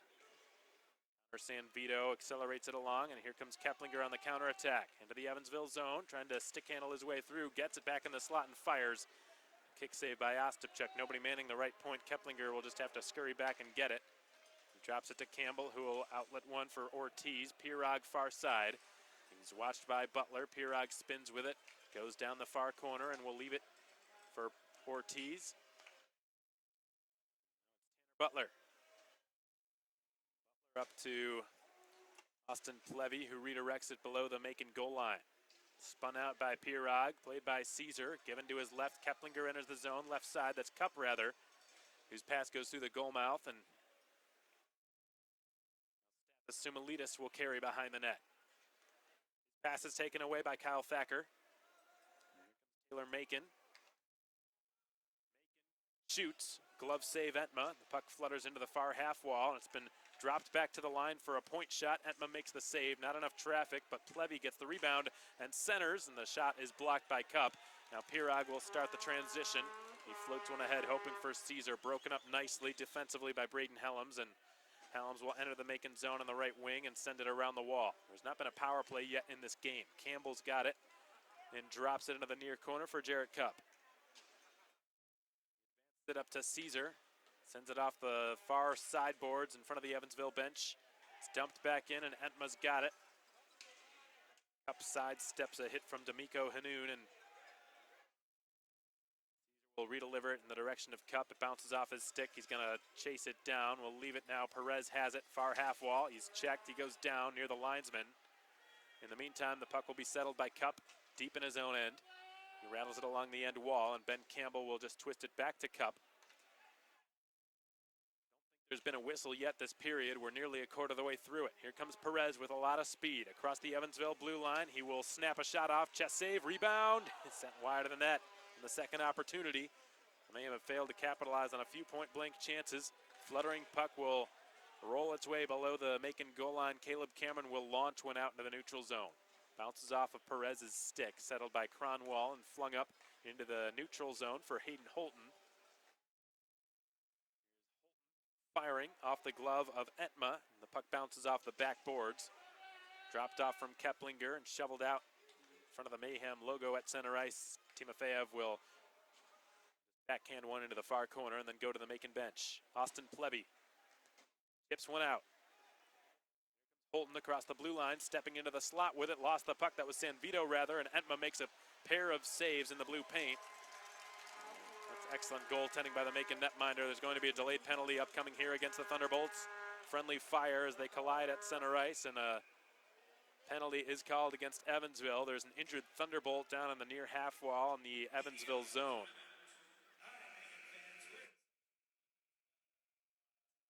14:23 to go in the second period. We've got a 1-1 tie on our hands. Taylor Macon, the injured Thunderbolt, who's just now getting back onto his skates. There was another injured Thunderbolt earlier in the first period, Derek Sutliff. Haven't seen him back on the ice. And I don't imagine he'll return, given what happened earlier. It looked like he had the markings of a concussion. I don't want to be premature, obviously, but that's certainly what it looked like after he was getting back onto his skates. He had lost his helmet, and I believe he hit his head, the back of his head on the ice and on the fall, and that's never something that you want to see, especially if it's a former teammate. And a lot of Mayhem players probably feeling for him on the bench, as they were teammates with him last season. And concussions are very temperamental. It's not something you want to mess with. As it is, the Thunderbolts are missing their top defenseman, Kenton Helgeson, this evening. Had a pair of assists last night. Mayhem going to their first power play of the evening. Yesterday failed to convert. They had 4 opportunities. They did score 3 seconds after their first power play had expired. And Stephen Pirog will be countered by Hayden Holton in the draw. It's won by the latter of the two, and the clearing attempt succeeds over the glove of Jared Cupp all the way down into the Macon zone. Cupp will be first back. He spins it up to Stephen Pirog, who will advance it up the right wall. Timofeyev drops it. Pirog slides it across. Stathis Sumilidis flutters it up in the air back to Jared Cupp, who circles back in his own zone. This Mayhem power play is presented by Wild Wings Cafe. Chasing it down, far corner, Seth Swenson, who loops around behind the net. We'll just slide it back to the defense. Kyle Thacker has it. Just loft it all the way down. Entma leaves it to Cupp.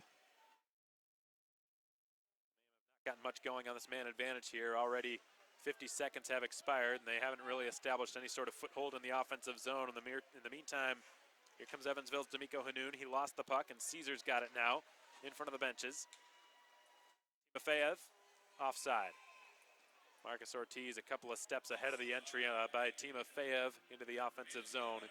This Mayhem power play already halfway through. Austin Plevy serving a 2-minute minor for high sticking.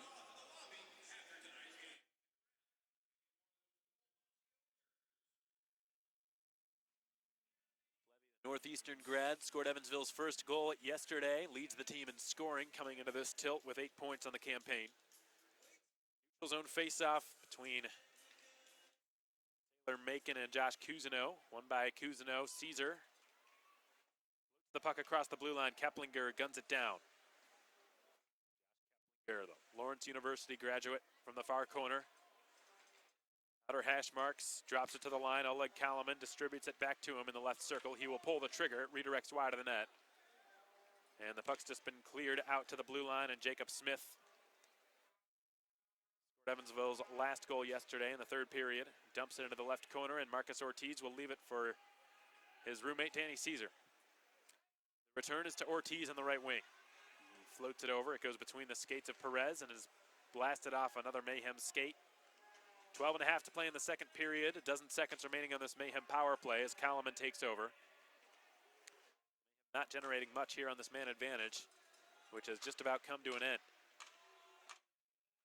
Mayhem were caught on an offside as Caesar, in frustration, just drops the puck back into the neutral zone. Plevy is let out of the All-State bonding penalty box. Mayhem dropped to 0 for 1 on the power play tonight. Despite not converting, the Mayhem man advantage yesterday looked pretty good. Coming into this game, 9th best in the SPHL with a 6.7% conversion rate. It's team less than that, Pensacola with a 6.3. Larry Smith concedes possession behind the net. Hanoun misfires wide of the left elbow of the net, but it's held in at the right point and flung towards the goal and stopped by Entma on the shot from Lubin. Barnaby centering. And Vito was broken up, and the puck skitters its way back out to the red line at center. Felix Cronwall. Vito, who chips it into Macon territory. Larry Smith takes a hit from Barnaby, works it up the near wall. Matthew Barnaby above the left circle. Side of the net pass, backdoor opportunity, and Etma scurries over to make the glove save. That puck pinballed right to Jacob Smith on the far side, and he whacked it on goal. Etma scurried over, made it look easy, kept his composure, and just snagged the puck with his glove. Nearly halfway through the second period. A goal apiece. Seth Swenson opened the scoring, and Stephen Pirog answered for Macon. Pirog winning the defensive zone draw. There's going to be another penalty upcoming here. Will this be against Macon or Evansville? The tripping penalty is called. I believe it will be against Macon. No power plays on either side for the first 20 minutes, and already we've got two in this period before it's halfway through. Jarrett Cup to the Beyond Taboo Tattoo penalty box. For the first time tonight, Evansville goes to the man advantage. The Mayhem did an outstanding job yesterday while shorthanded. They fought off all 7 of the visiting power plays. Levy will take this face-off against Stephen Pirog.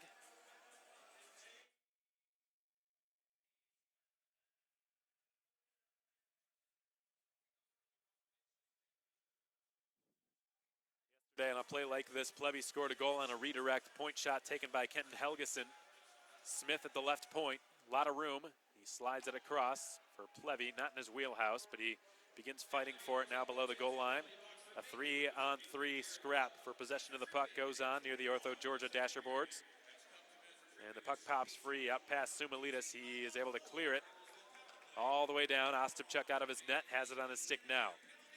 This Mayhem penalty kill is brought to you by J&J's Heating and Air Conditioning. Jacob Smith will slide it behind his net, and Lubin will leave it for Austin Plevy.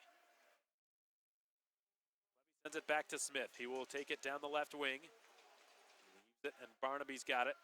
Beg your pardon, that is Connor Sanvito. Sanvito up to Smith. Smith into the deep slot for Brandon Lubin.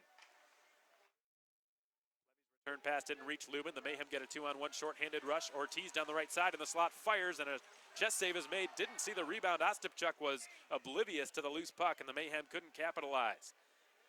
And now the Bolts get a transition attack. It's Taylor Macon. Near the left point, he gives it up. Ortiz could get a breakaway again. Down the right side from the circle. Ortiz to the net. Backhand shot, and a blocker save is made by Braden Ostapchuk. And Marcus Ortiz is going to be kicking himself on the Macon bench. He had 2 excellent shorthanded opportunities, but could not convert. Shorthanded opportunities do not grow on trees, and as expected, Ortiz very frustrated as he skated back to the Mayhem bench. Very seldom do you see one player get 2 grade A scoring opportunities on 1 penalty kill. And he had 2 in 1 shift. Ostapchuk moments ago making an excellent blocker save. He's been quietly solid in net tonight for Evansville. And I think the same can be said for Kevin Etma of Macon.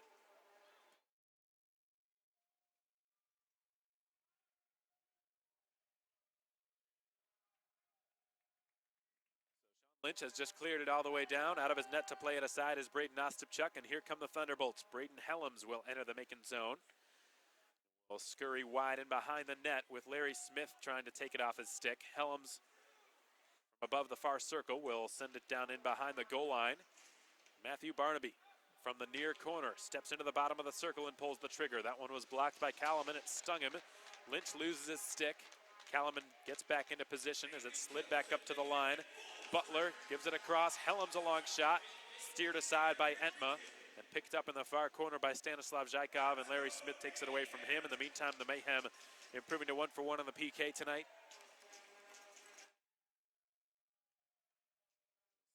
Said for Evansville, both teams 1-for-1 on the man disadvantage. Scrap for possession. Josh Kuzno lost his helmet. He's tangled up with Helms at the moment. They might go. Kuzno loses his helmet and his gloves. They're both throwing several rights at one another. Kuzno's got him wrapped up right now. Helms just trying to break free, and Kuzno just trying to get in a couple more rights before the linesmen break it up.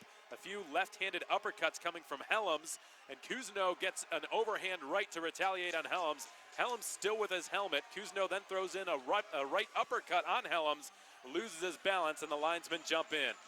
Good little scrap in front of the Macon bench. It all started with a puck battle for possession. That in no way, shape, or form was something that either of them planned out. It just happened organically after a scrum for a loose puck. And from that point on, the play itself sort of became the secondary focus. All eyes in this building were fixated on Cousineau and on Braden Helms. Helms coming into this game, leading the Thunderbolts in penalty minutes. And for Cousineau, he's actually a very mellow-headed guy. He's actually the only player on the Mayhem coming into this game, besides David Pulowski, who's an unfair comparison because he's making his debut. But aside from him, Cousineau was the only player left on the team who had not taken a penalty all season. And who would have guessed Cousineau's first penalty would have been because of a fight? That's 5 PIMs for him. 9:10 to go here in the second period. We've got a 1-1 game on our hand. Minutes have just been given to Oleg Kalaman. He's going to join Cousineau in the sin bin.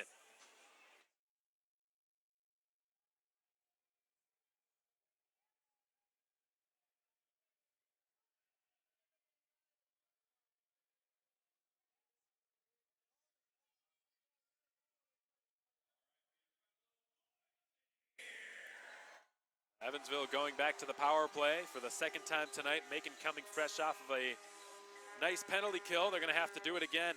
Kalaman in the sin bin. We've yet to hear the reasoning why. Cousineau got into a fight with Braden Helms. That's why the two of them are in the boxes. And a 2-minute power play coming up for the Thunderbolts.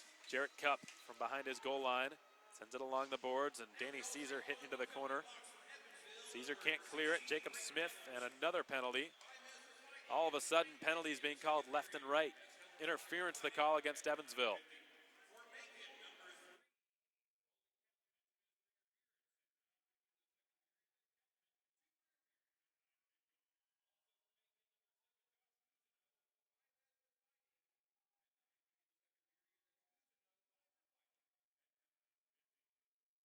Macon guilty of interference, and we're about to go to a 4-on-4. Just like that, the Mayhem killing off penalty number 2. They're 2 for 2 on the night on the PK.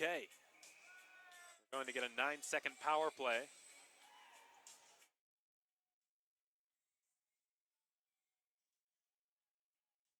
Pirog will be countered by Hayden Holton in the draw.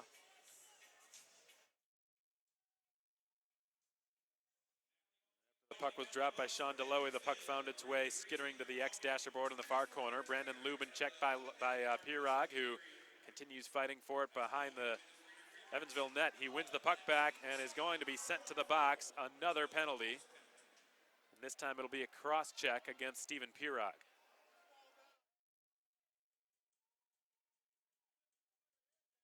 Pirog won possession back, but it came at a price. He was found guilty of cross-checking by Nolan Bloyer, so now Evansville will get a 4-on-3 power play.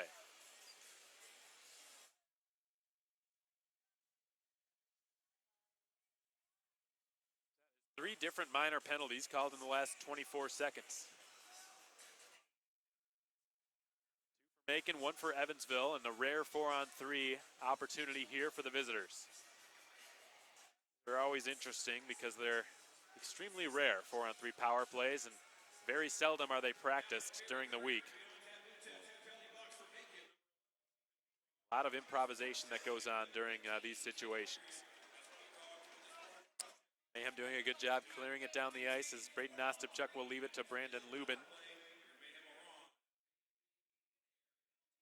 Lubin outlets one to his left for Plevy on the left wing.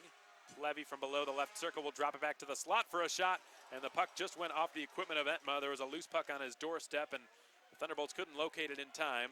Plevy still threatening from the far corner, coughs it up to Caesar, who is just unable to clear. At the blue line, it's kept alive by Lubin masterfully, and Plevy had it bounce over his stick as he's defended closely by Smith. He will work it up to the line. It's given into the slot. One-timer by Lubin, fought off by Entma. Flying puck brought to you by Blues Painting and Home Repair. 8 minutes to go in the second period. 47 seconds remain on the penalty called against Oleg Kalaman. 56 to go on the penalty called against Taylor Macon, and then a minute 11 to go on the penalty called against Pirog for the cross check. It's a very quiet first period in the penalty department, and this period's been the exact opposite. Barnaby cleanly winning the offensive zone faceoff for Evansville. He sets up at the bottom of the left circle. Will send one to the side of the net. Bounces off the stick of Connor Sanvito. And it's wedged along up the wall on the far side, and here comes Ortiz. Ortiz down his off wing, flutters a pass into the slot. Lynch was hauled down to the ice, no penalty called. And now Matthew Barnaby will swoop in behind his net and accelerate out to center ice. He's got a 3-on-2. In across the blue line, leaves it off, right circle, nice toe drag, shot, score. Beautiful goal. Scored by Connor Sanvito, who tucked it upstairs over the block, or rather over the glove of Kevin Etma, inside the right elbow of the net. And Sanvito has given Evansville a 2-1 lead with a 4-on-3 power play goal. It's Evansville's first power play goal of the weekend, and due to the circumstances, everybody's got to stay right where they are in the penalty boxes.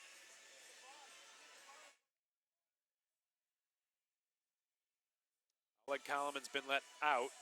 Outside of him, Pirog and Kuzno are still going to have to stay in there, and Helms and Macon will stay in there for Evansville.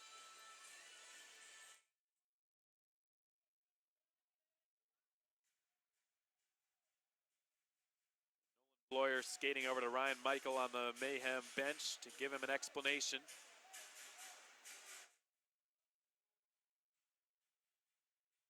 Power play goal for the Bolts. They've regained the lead just moments ago on a snipe from Connor Sanvito from below the right circle. Executed a toe drag to perfection and finished it off. There will be a 4-on-4 for the next 24 seconds. Sumalides to take a rare face-off here. He's beaten cleanly by Hayden Holton. Spun back out to Holton in front of the Evansville bench. He is checked by Sumalides, and the puck scooped up behind the Macon net by Jarrett Cupp. Gives it to Danny Caesar, who will skate back below his own goal line.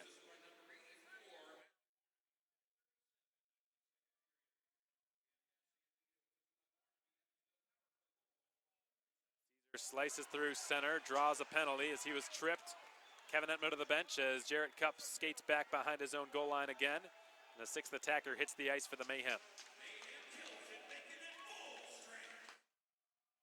Pirog let out of the box. Steps in across the blue line, has it at the right point, is dispossessed of it. The whistle blows, and the Mayhem back to the power play. This will be their third power play of the night, but I'd say their second of any significance. The other one technically never happened because there was only a 4-on-4. Before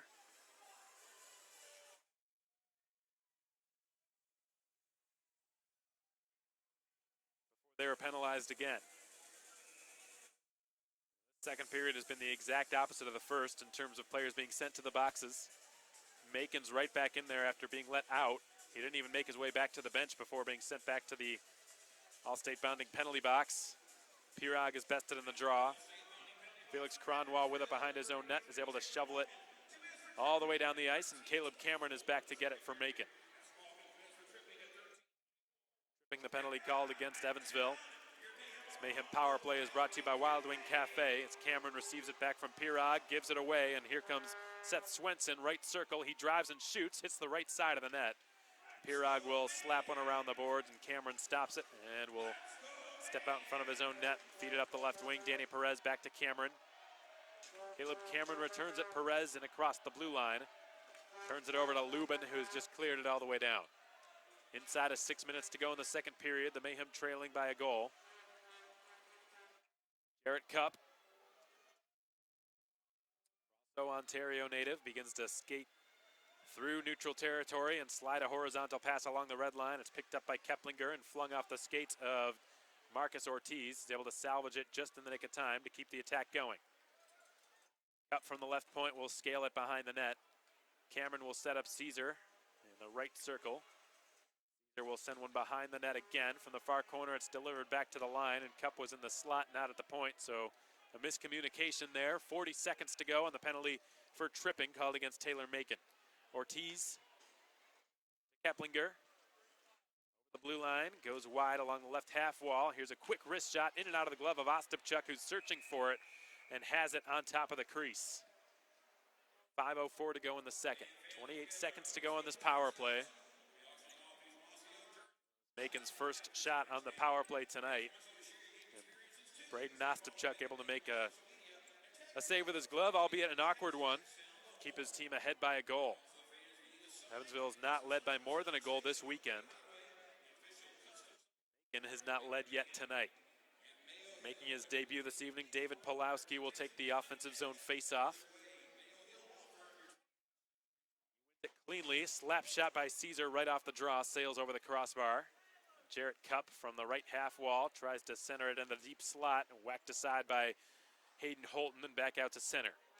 Thacker will just lob one down. That'll just about do it. Time for maybe one last shot on goal for Macon on the man advantage. His Cup will flutter it to his left.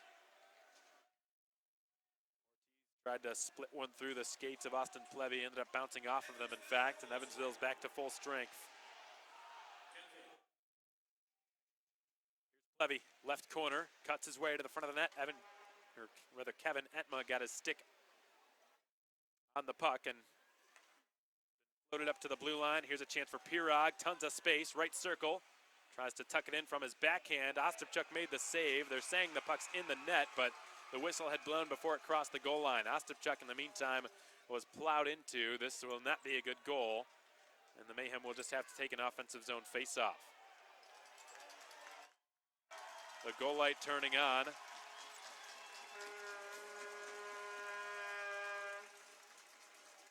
The referee pointing into the neutral zone, which is usually only done if there's a penalty shot, or if there's going to be a face-off that takes place in the neutral zone, which the only reason that would be the case is if the Mayhem deliberately dislodge the net, which I suppose is what Nolan Bloyer is saying.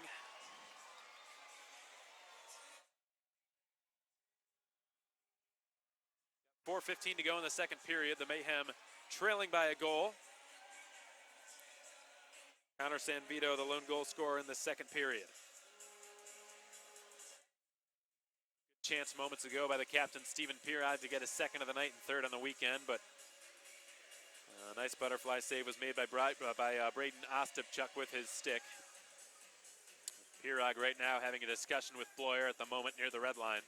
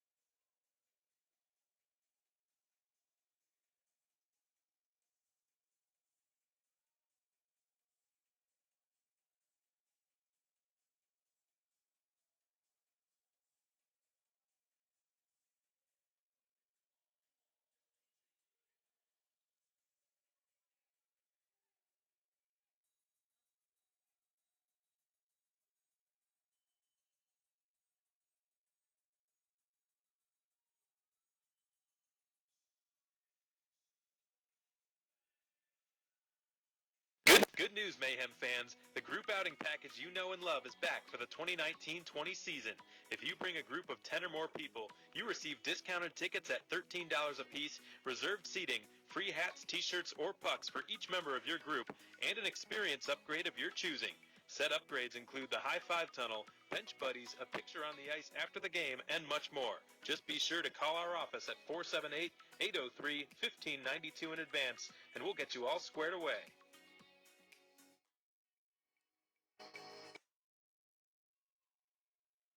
The center ice face-off, the Mayhem are able to drill it quickly into Evansville territory. Stolen puck, Caesar's got it, but it bounced on him and he couldn't get a shot off.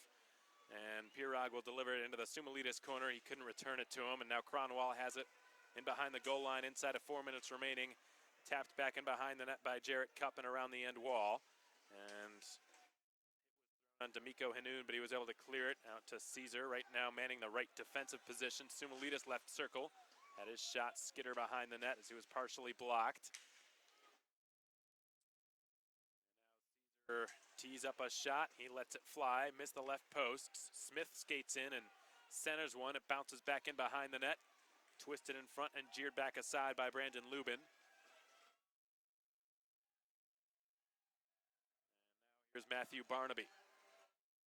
One into the Macon slot. Ben Campbell goes back, loses an edge, and gets back onto his skates. Drop it to Danny Caesar. Up the near wall. Sean Lynch on his off wing. Banged up after what happened yesterday. Took a slash to the wrist and went crashing into the end wall at full speed. He's really toughing it out there this evening. Got it on his backhand. Will try to work it back to the line and ends up just shoveling it towards the net, easily picked off. It bounces just across the Evansville blue line. The Mayhem right back into the attacking zone as Lynch goes wide. Defended by Sanvito, the most recent goal scorer. The puck flies out of play. A puck brought to you by Blues Painting and Home Repair.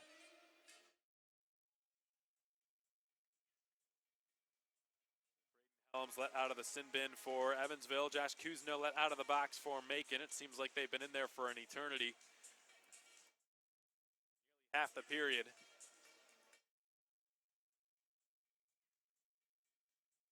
Both teams playing pretty heavily shorthanded tonight. Evansville without Kenton Helgeson and Derek Sutliff, who was lost during the first period due to what I believe to be concussion-like symptoms. And the Mayhem, of course, without Ryan Devine due to suspension. Zach Urban to the ECHL.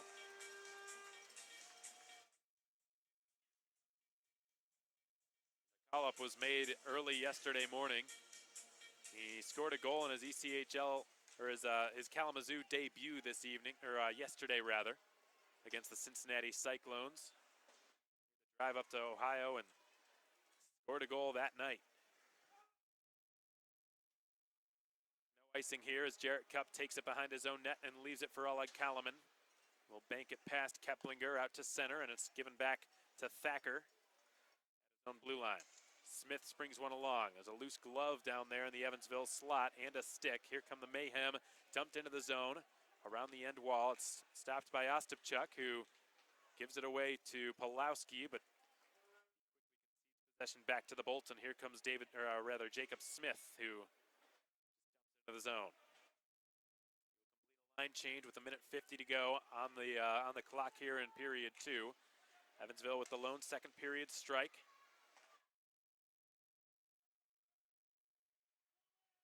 Cup wipes out. Puck's been stolen by Hanoun, who centers. Pulowski's able to clear past Cronwall. Don't believe this will be an icing call as Cronwall goes back to get it in his own zone. Shovels it along the end wall, takes a hit by Ortiz. Pirog fights for it near the K1 Dashers. Sumilidis. Now Lubin. Cronwall. Up to Hanoun. Hanoun will dump it into the zone and behind the net. Cameron's got it.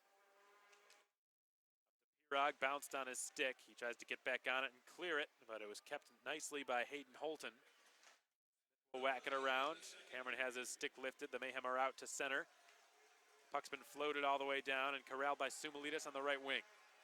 Sumilidis turns with it, flings it over, goes all the way through the crease and out the other side. Sanvito has just worked it up into the neutral zone. Good sidestep by defenseman Braden Helms, who floats it wide of the right post. Takes him into the corner boards on the far side. 35 seconds to go in the second period. A 2-1 Evansville lead. Sanvito regaining Evansville's advantage. Midway through the second period. There's a 7-player scrum that's taking place in the far side. And the Mayhem end up with it as Pirog will take it down the far wall. He's tripped up. 15 seconds to go. Entma with it now behind his own net. Angles it to his right. It skitters over the stick of Danny Caesar. Perez is completely surrounded by Evansville sweaters. That'll just about do it here for period 2. As Sanvito will just fire it into the Macon zone. And the first 40 minutes are now in the books. That period flew by very quickly, despite there being lots of penalties on both sides, one of which ended up costing the Mayhem. Both teams really exchanged trips to the box. 12 shots apiece, fairly evenly played period, but ultimately Evansville was able to take advantage of one too many successive trips to the sin bin for the Mayhem. It was Connor Sanvito who scored a power play goal on the 4-on-3. Power play opportunities which do not come around very often, 4-on-3s. You don't see them often because they don't happen often, and Very seldom do players practice them, so you'll see a lot of creative plays made by the power play specialist, and Counter Sanvito with an excellent toe drag move at the bottom of the right circle to deke his way by the Mayhem defense and get a point-blank opportunity, which he capitalized on. He beat Kevin Edma upstairs over the glove, inside the right elbow of the net to regain Evansville's lead, 12:37 into the second period. So far, Evansville 1 for 4 on the power play. The Mayhem 0 for 2. Macon's penalty kill has looked sharp all weekend. They killed off all 7 power plays for Evansville yesterday. Tonight they've killed off 3 of 4, but their power play has yet to convert so far this weekend. We're going to take a pause for the cause on the Mayhem Broadcast Network. Hope you're enjoying your night, folks. We're going to have an interview with Mayhem forward Sean Lynch, who scored his first professional goal just 16 seconds into yesterday's game. That's coming your way next on the Mayhem Broadcast Network. Keep it right here. Okay, welcome back, folks. Thanks so much for joining us tonight on the Mayhem Broadcast Network. You're listening to Macon Mayhem Hockey on SPHL Live, powered by Endeavor Streaming, and on YouTube. Alex Von Coda, the voice of your Mayhem. Happy to have you with us for some Saturday night hockey, and I had the chance to be joined by a special guest on hand tonight, Mayhem forward Sean Lynch. Sean, first off, really appreciate your time. Thanks for being here. Absolutely, always a pleasure. So, Sean, I need to ask you, how did it feel to just get your first pro goal just 16 seconds into the game yesterday? I think it was just a pretty amazing feeling. I think first and foremost I was relieved. So it was probably the longest I've ever gone without scoring a goal. Played about close to 20 pro games and wasn't able to pot one, but kind of broke the ice and just kind of went from there. Felt pretty good. Well, maybe the floodgates will open now, right? The monkey's off the back now. I hope so. It's what I've been saying to my parents. If I get one, I'm just gonna probably gain the confidence, and hopefully they'll just keep coming. So you and Ryan Michael, obviously very close. You guys are cousins, grew up playing together in New York. Is it a coincidence that 16 seconds into his head coaching tenure, you get your first pro goal just like that? I'd like to think so. We had a lot of people watching. His parents are watching, our grandparents. So it was just a really special moment. I know he was a little anxious beforehand. So I think just me being able to pot the first one was just a pretty surreal moment. Yeah, and just in general, it seemed to me like you had a much larger role. You had a lot more ice time, had a much bigger impact on the game. You spent a lot of time alongside a couple of pro veterans in Caleb Cameron and Marcus Ortiz. How did it feel to just kind of, have a bigger impact on the game out there and to line up alongside those two guys? It was great. Those two, they've been around the block for quite some time now, and it's just really great to be able to play with guys like that know the right way to play and just all over the ice helping me out and supporting me. So it was really nice to be able to put the minutes in last night. I think I kind of play a lot better under like a detail-oriented and system-based game style. So I just felt really comfortable last night. And that was certainly obvious. And Sean, I want to shift gears here a little bit on more of a personal note. I know that back home you've got 4 dogs back in Syracuse, and I need to ask, they're big dogs too. Are they all yours? And if so, how do you manage 4 big dogs? Well, so my parent, I think it was probably 8 or 9 years ago, we had a puppy. We ended up having to put him down, unfortunately. He had cancer, so a couple weeks after that, my parents were really itching to get another dog, and then we went and picked out one, and then they kind of had a conversation, why not get 2? So we ended up getting 2, and a third followed, and then my freshman year in college, I thought it'd be a brilliant idea to buy my own dog off of Craigslist, so that added to the 4th, and now we just got one big clan at home. That's nuts. We've got, my girlfriend and I have a wiener dog, Hazel, who won the wiener dog race last year, actually, and that's enough of a handful for us. So I imagine your folks are pretty busy back at home. Last question I have for you, Sean, I'll let you get going. I know you have some film and whatnot to get back to. You had a really just kind of black and blue night yesterday. Scoring your first goal with the Mayhem certainly came at a pretty high price. Scary moment in the end wall when you kind of crashed into the boards at full speed. How are you feeling today, and how do you think it's looking for you going forward in terms of your health? I think just the price you pay. Hockey's a pretty physical game. you know, you got to go through that sometimes just to get a win. I know I'm not the only one that's banged up in the room, so I just kind of got to keep pushing and battle through it and just see what happens. But I'm feeling all right now. I'm just going to just keep battling. We look forward to seeing you back out there tonight. Again, Sean, you going to be out there tonight? Yep. I'll be out there. I'm not sure what role I'll play, but I'll be out there. So. We look forward to it, Sean, and again, best of luck in Game 2 here this weekend, and hopefully we can get 4 points on the weekend. Yep, absolutely. Thanks for having me.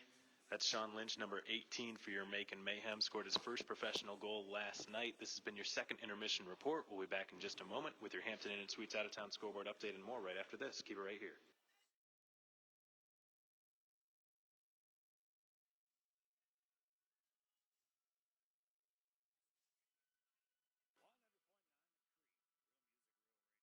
Side Mornings, Tony Doolin, Charles Davis. It is Monday.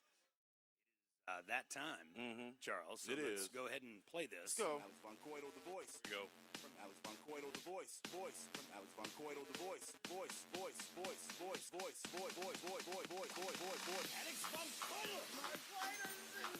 I love that part. Yeah. Did you miss that in Mexico? Ooh. Yeah, sure. Yeah.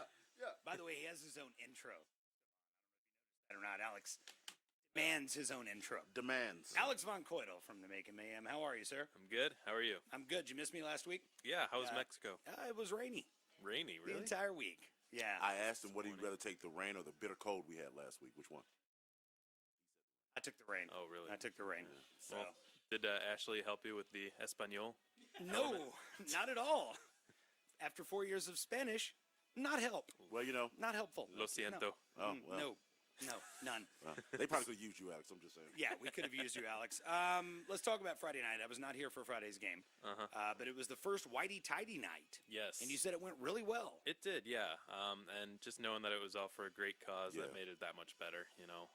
I think the number that I was given was just over 1,200 articles of clothing. That's awesome. So, yeah. All benefiting Daybreak. Yeah. Right, yeah, the Project DePaul. And I think, you know, we saw scarves, gloves, undies, socks, you name it. So it was great. Very good. To Anthony see. was the in-game host. Did you tell him that he couldn't take his underwear off and throw them on the ice? Because I know he wanted to. Oh, no. I didn't remind him of that, so. Any opportunity for Anthony to go commando, and he'll take it. He'll do it. That's a true story, Alex. I didn't hear any horror stories about anything with you know, skid marks on. Good. Like that. Good. All right, well, that's Good. way to Please show put it out, up for Macon. that. Way to Yeah. go. Nice job. Yeah. Well, I was here for Saturday night as we took on the Birmingham Bulls. It was a good game. We ended up with, not getting the win, but a really well-played game Saturday night. Yeah, it was.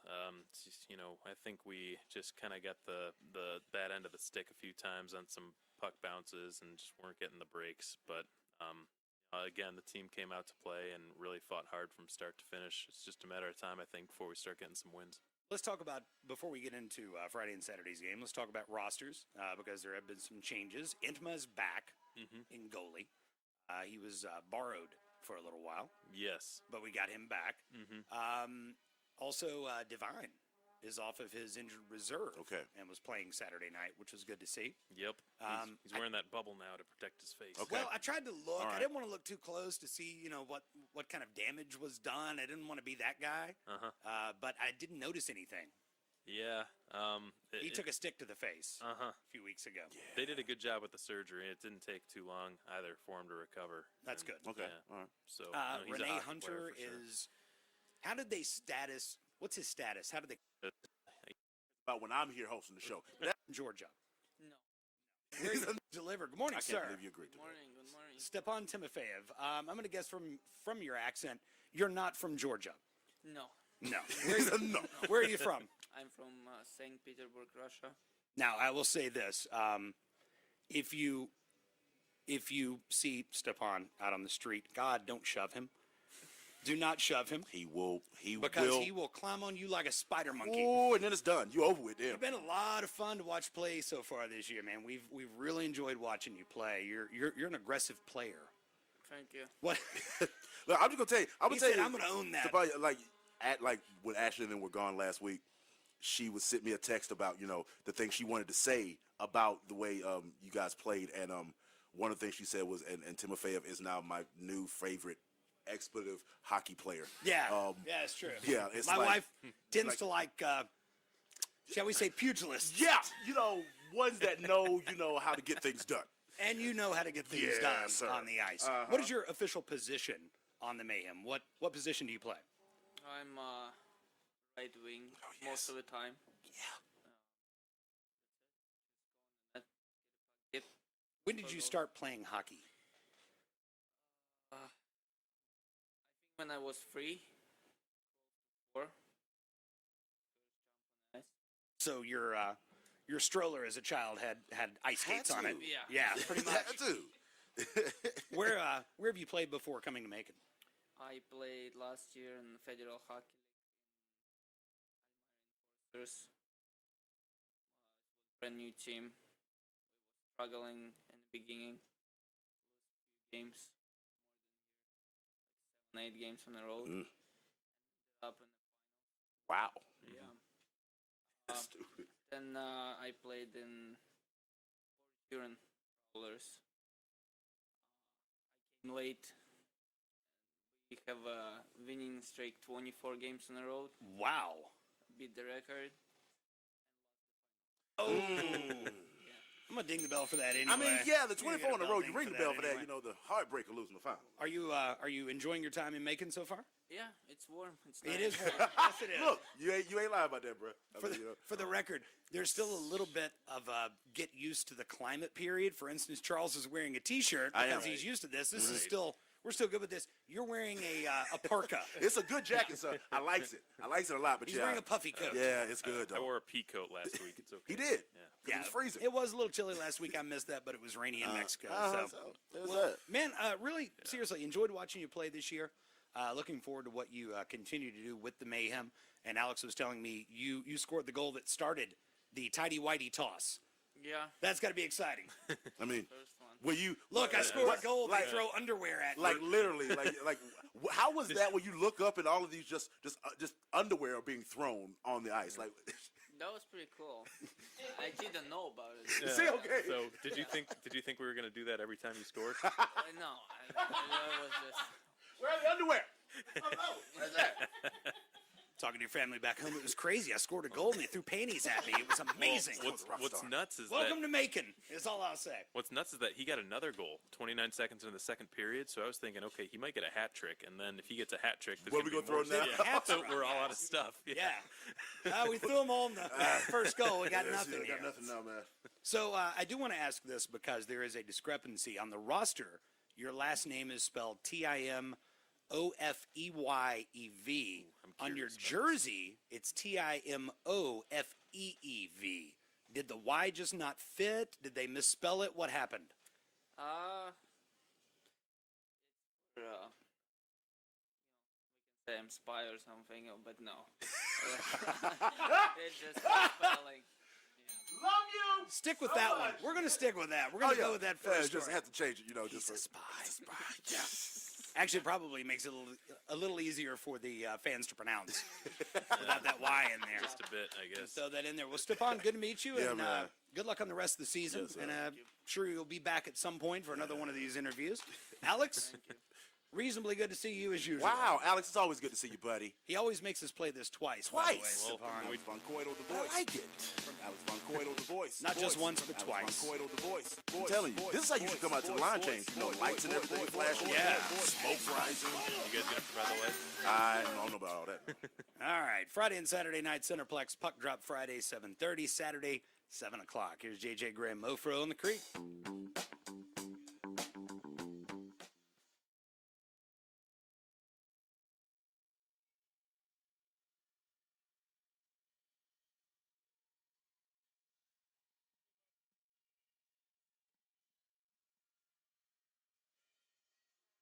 Hey, welcome back, folks. Hope you enjoyed that radio segment on the Creek this Monday morning, recorded with Mayhem forward Stepan Timofeyev.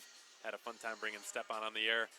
Did a good job as well. He's been a guest on Line Change and on the Creek segment so far this season, and he's really done a good job acclimating to the SPHL and to he's really blown people away with his, I guess, feistiness, for lack of a better term. undersized, but doesn't let that stop him or slow him down one bit.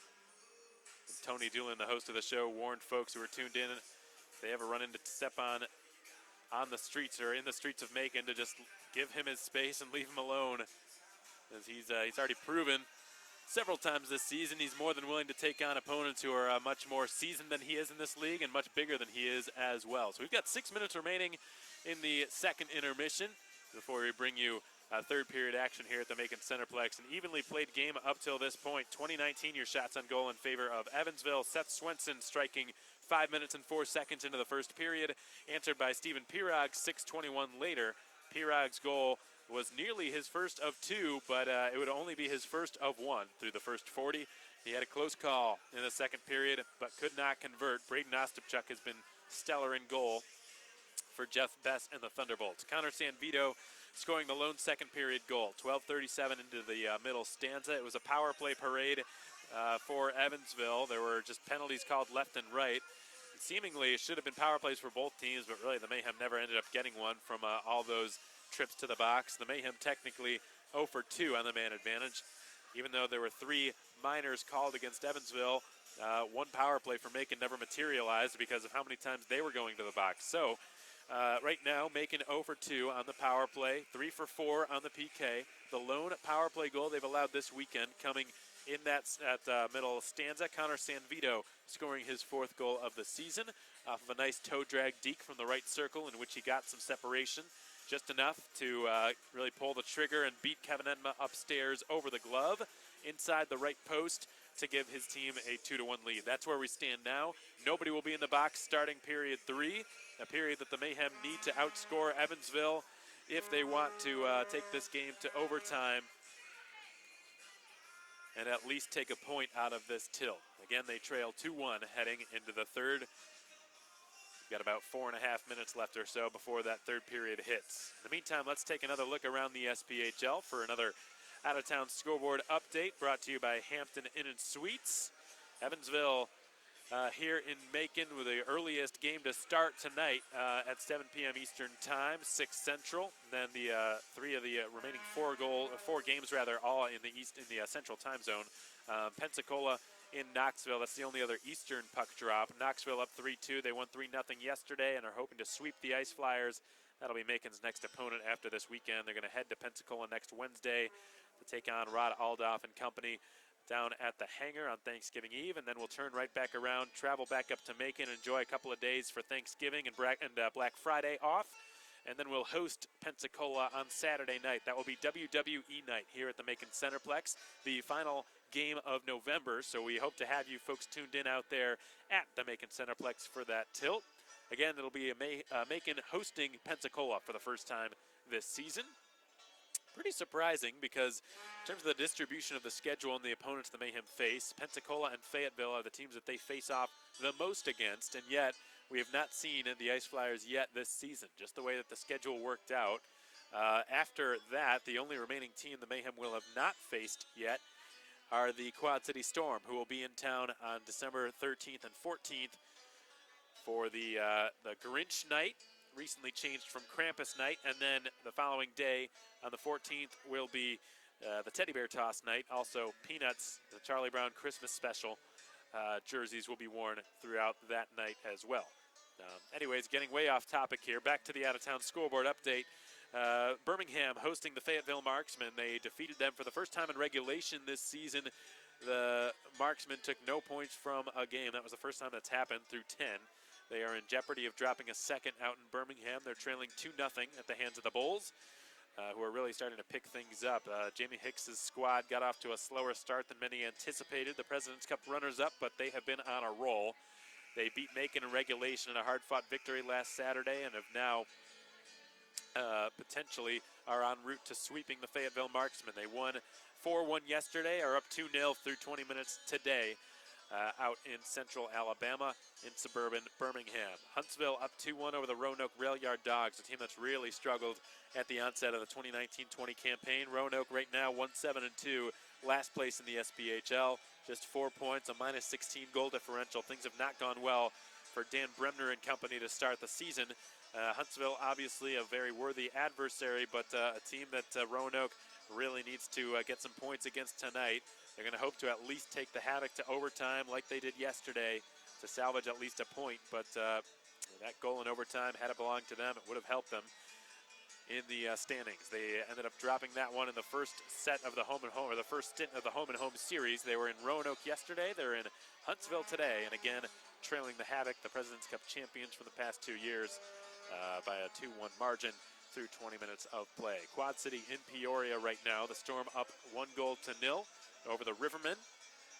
The Rivermen were the last remaining undefeated team in North American professional hockey until 8 days ago. The visiting team tonight, the Evansville Thunderbolts, ended up snapping that streak with a 4-3 shootout victory up in southern Indiana. So Peoria no longer undefeated, and right now trailing 1-0 against the Quad City Storm. Again, folks, the Storm will be making their first trip to the Macon Centreplex in franchise history a few weeks from today, December the 13th and December the 14th.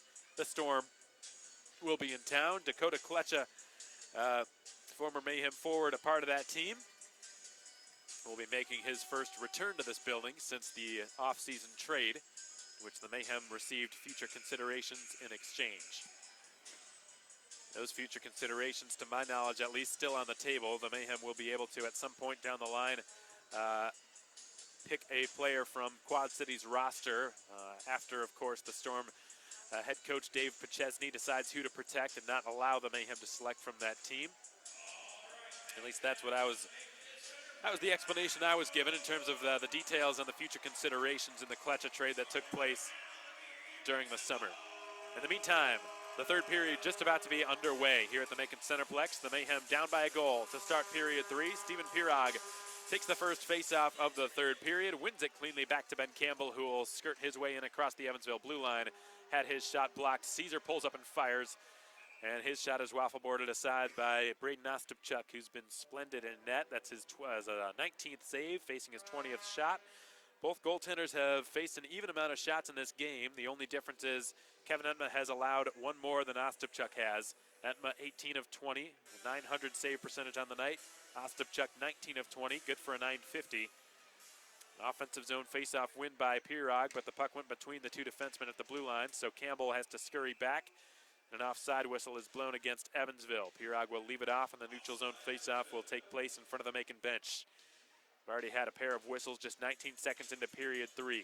Stephen Pirog, still Macon's lone goal scorer, had an impeccable opportunity to tie the game back up in the second period, and there was a bit of a controversial decision made on the ice in which the goal light turned on, but the goal was disallowed due to the net coming off and the goaltender Braden Ostapchuk being run into before the puck crossed the goal line. Larry Smith allows it to go up to Stathis Sumalitis, who from the red line will dump it wide of the net. This will not be icing as it's played by Thacker, who failed to clear it past Caesar. His pass into the high slot is intercepted by Matthew Barnaby, who will twist and turn, defended by Pirog. Barnaby drops it back to Thacker, who will slide it to his right for Braden Helms. He will chip one off Barnaby's stick, redirected into Macon territory, and Jarrett Cupp is dispossessed of it. Barnaby slips it into the slot, and Perez is there to intercept. He will send Kalaman a pass. Oleg Kalaman back to Perez and across the Evansville blue line. Goes wide and shoots it well wide of the net. Ricochets back to the right point, and Cousineau's drive gets blocked. Cousineau gets right back on it and feeds it down the adjacent half wall.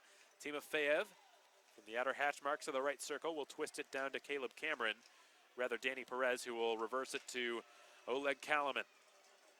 Brandon Lubin's got plenty of time. He has cleared it. Timofeyev throws a hit after it had squirted past him.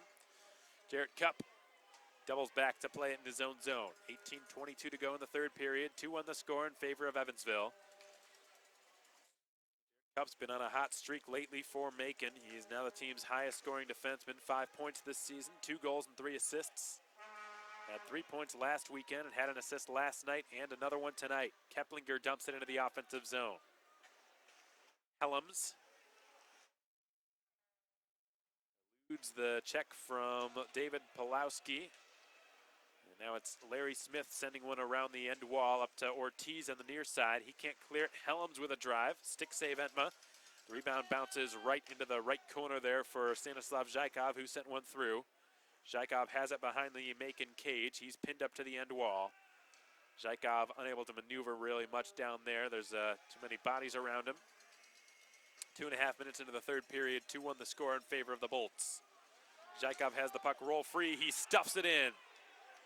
Entma was unsuspecting. The wraparound from Zhykov squeaks through the equipment of Kevin Entma through the 5 holes. Zhykov's first goal on the weekend and third of the season has given Evansville its first insurance lead on the weekend. It's 3-1 Thunderbolts.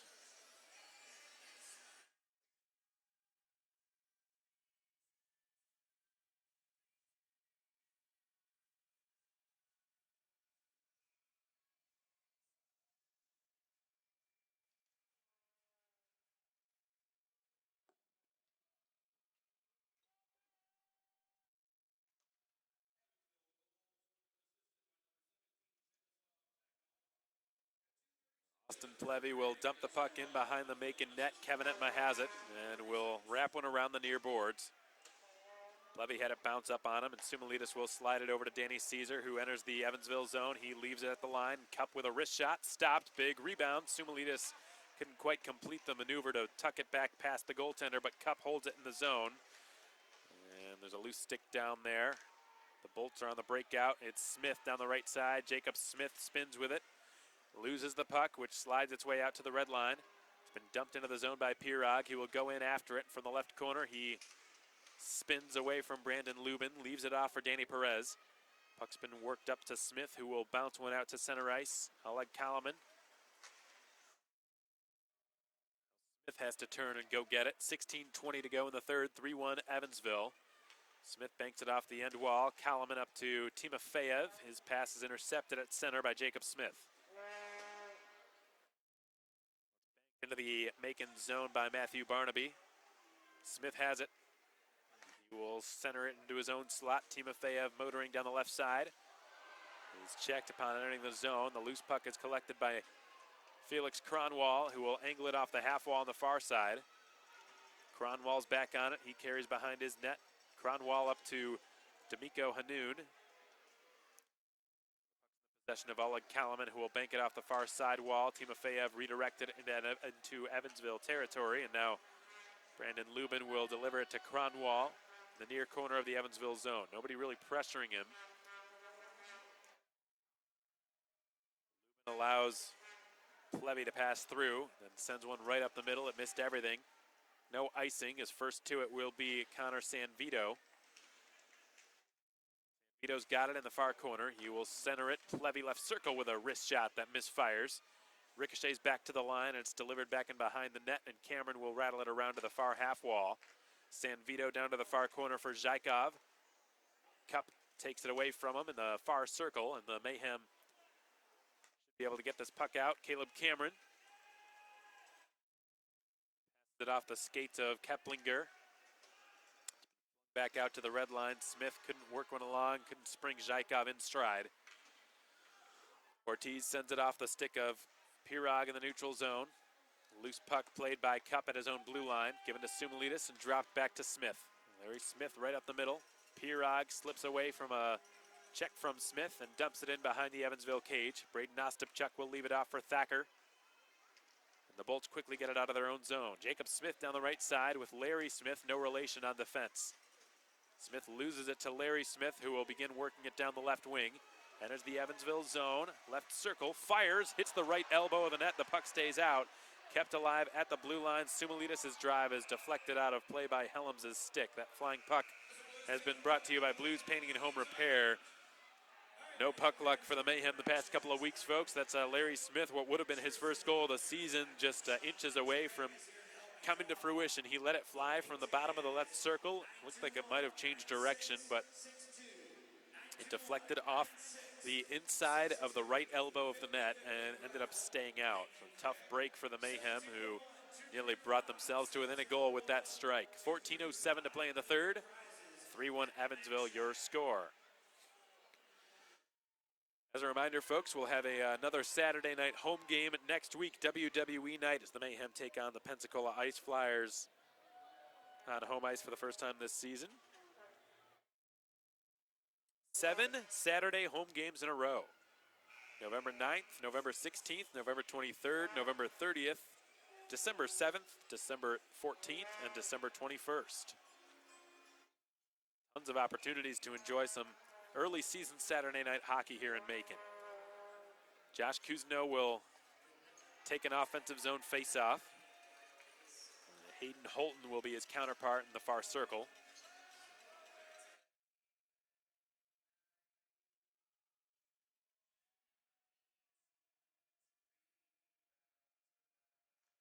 At long last, the linesman drops the puck, and it goes immediately behind the Evansville cage. Perez sends it back to the line. Larry Smith taps it well wide of the net as it rims around to the far corner near the Coca-Cola dasher board. Stepan Timofeyev twisting and turning, get some help from Kuzino down there as the Bolts just continue to muddle this up and try to kill some time. Timofeyev now pinned to the half wall on the far side of the ice. Far corner, it's Timofeyev scooping it up. He had it jarred off his stick. Kuzno to the bench, and Timofeyev will take over in front of the Evansville bench. He will float one into the slot. Perez has it and fires a backhand shot wide of the left post. Lynch tries to drop it back to Perez. It goes all the way through for Cronwall, who will begin the breakout for the Bolts. He misfires on the pass out to Connor Sanvito. Caleb Cameron sending one up to Sean Lynch.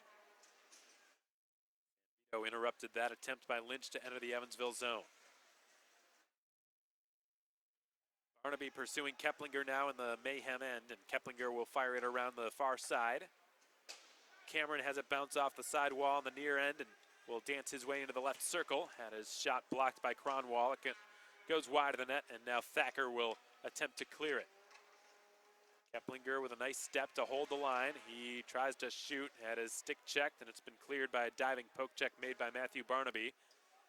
Should have been icing, but none is called as Jarrett Cupp goes down to a knee, quickly gets back onto his skates and changes course. He outlets it up the near wall. Keplinger's pass redirects into the Evansville zone by Marcus Ortiz. Thacker sends one up. It's a breakaway for Plevy down the slot. He shoots, he scores. Austin Plevy found himself behind the defense, managed to stay on side, went right down Main Street and tucked it inside the left post to give Evansville a commanding 4-1 lead.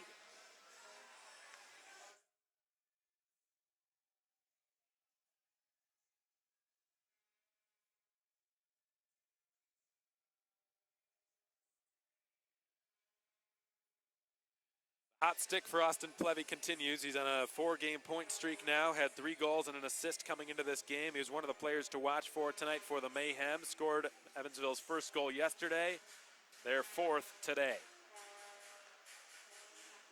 At this time last night, it was the score was identical, but the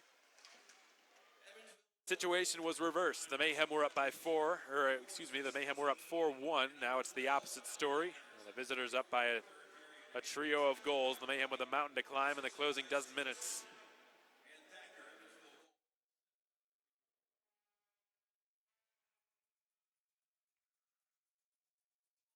Pirog will be countered by Plevy in the far face-off circle. Pirog sends it below the Evansville goal line. Sumalitis jostles free. Watched every step of the way by Tanner Butler. Attempt to feed one into the slot, got intercepted and cleared into the Macon slot. Larry Smith is first back. Danny Caesar. Miscue on the pass up to Sumalitis. Campbell's back on it. Now it's Cronwall to Braden Helms. Up to the red line, will blast one in around the end wall. Has just cleared it down the length. This will be an icing call against Macon. It's a Tropical Smoothie Cafe icing. Caesar the guilty party, and the Mayhem will go to a defensive zone draw. Hoping to enjoy a night out with a group of friends, folks, or coworkers, or a school group, what have you. By all means, check out our group outing package. A great opportunity to come out as a group of 10 or more. You get discounted tickets, reserved seating, an experience upgrade of your choosing, and a Mayhem souvenir for every member of your group for just $13 a piece. This can all be yours. Just check out the Mayhem website, MaconMayhem.com. or call our office at 478-803-1592, and we'd love to get you all squared away. Zykov scored earlier on a wraparound. He attempted it a second time. The Mayhem, for the second straight time, have been found guilty of icing. Zykov was a part of the Knoxville Ice Bears squad that eliminated the Mayhem last season in the President's Cup playoffs in the first round. The Mayhem were able to keep off the score sheet yesterday. Always dangerous. He played with Larry Smith for years at Niagara University, graduated from there in 2018, and somebody the Mayhem had to keep a watchful eye on last season during the playoffs against Jeff Carr and the Ice Bears. Caesar will just whack this out. Bounces over Cronwall's stick. He goes back behind his net to get it. Coughs it up to Cousineau, who lost possession. It's been cleared out by Helms all the way down. Entma's out of his net. He will fire it off the skates of Caleb Campbell, or perhaps off the knee. Drops it behind his net for Cameron, who send it around the boards onto the far side. Here comes Timofeyev. Enters the attacking zone. Couldn't cut his way to the inside. Good defensive play made by Kyle Thacker to nullify any chance for Timofeyev. During the halfway point of the third period, the Mayhem have not been able to score since about midway through the first on a redirected point shot by Stephen Pirog. Again, the Mayhem have just iced the puck. That's been problematic for them this period.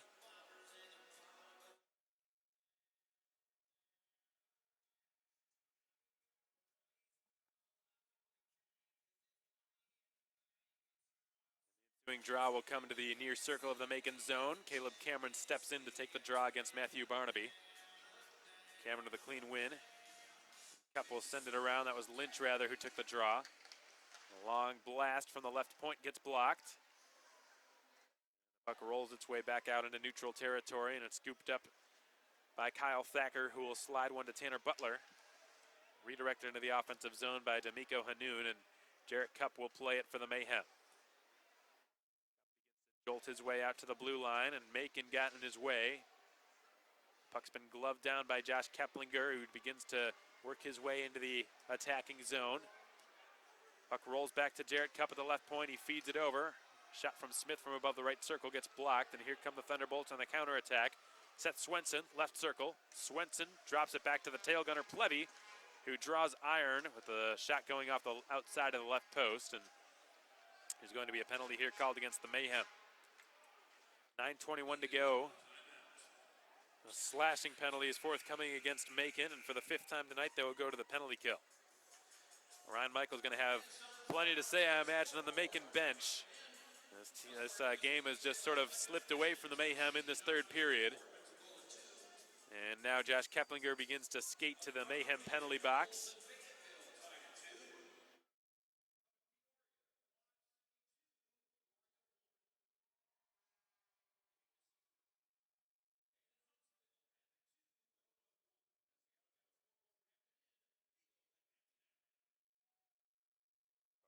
Press announcer Charles Olson just announcing the out-of-town scoreboard update. That brief cheer you heard was due to the fact that Peoria still remains behind the Quad City Storm. 2-1 the score in favor of Quad City.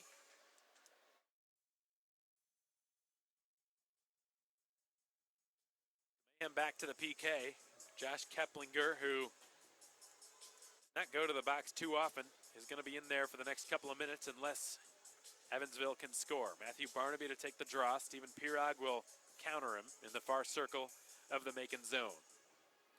Drops Barnaby with a clean win in the face-off, and it's been flung from D to Lubin, who fires, and Kevin Entma makes a nice blocker save, but the puck bounces out to the far half wall, and it's given to the side of the net for Barnaby, who attempts a really skillful play with a shot from between the legs. Didn't work out as he missed the right post with it. Now four players go scrapping for it. It's in the right corner. Connor Sanvito gets his stick in there as well, looking around the perimeter of the scrap, and the Mayhem are able to clear it all the way down. Out of his net to leave it off will be Braden Ostapchuk, who's not had to be too busy here in this third period. Tanner Butler gives it across the line for Sanvito. Right now has the game-winning goal unless the Mayhem can get a few on the board. Another penalty could be called here as Danny Caesar went down with Connor Sanvito in behind the Macon net. San Vito had lost his helmet, so perhaps not a penalty. Perhaps just because of the fact that both players, Caesar and San Vito, both lost their helmets.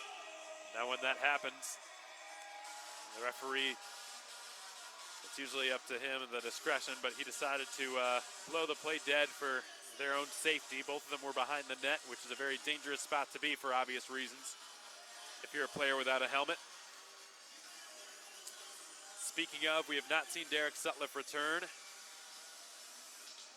so we wish him the best in his recovery. He went down, lost his helmet back in the first period, and if I'm not mistaken, hit the back of his head on the ice when he fell. We wish for a speedy recovery for the former Mayhem sharpshooter Derek Sutliff. Here's Kyle Thacker above the right circle, had his shot kicked away by the right pad of Kevin Etma. Now far half wall, it's Seth Swenson. He will rotate now with Thacker, feed it to him. To Helms rather, nice move. Left circle by D'Amico Hanoun, who lost the puck. Back on it is Swenson. He will saucer one to Thacker in the right circle into the slot. Helms with a one-timer, Entma the save. Big rebound above the blue paint, and they scrap away for it. Finally, a whistle blows the play dead with 39 seconds remaining on this Mayhem penalty kill. Marcus Ortiz face washed as one of the Evansville players in the crease there. Evansville, a very disciplined team. They don't go to the box very often. Coming into this game, averaging just 9 penalty minutes per game, which was the lowest in the SPHL. And they don't seem to retaliate very often when they get into the heads of their opponents. Marcus Ortiz is being escorted by one of the linesmen to the box. He had plenty to say. He's going to have a seat now, and the Mayhem might be going to a 5-on-3 PK. Pirog's going to have a word with Nolan Bloyer, but it won't matter. Bloyer's not happy with Ortiz.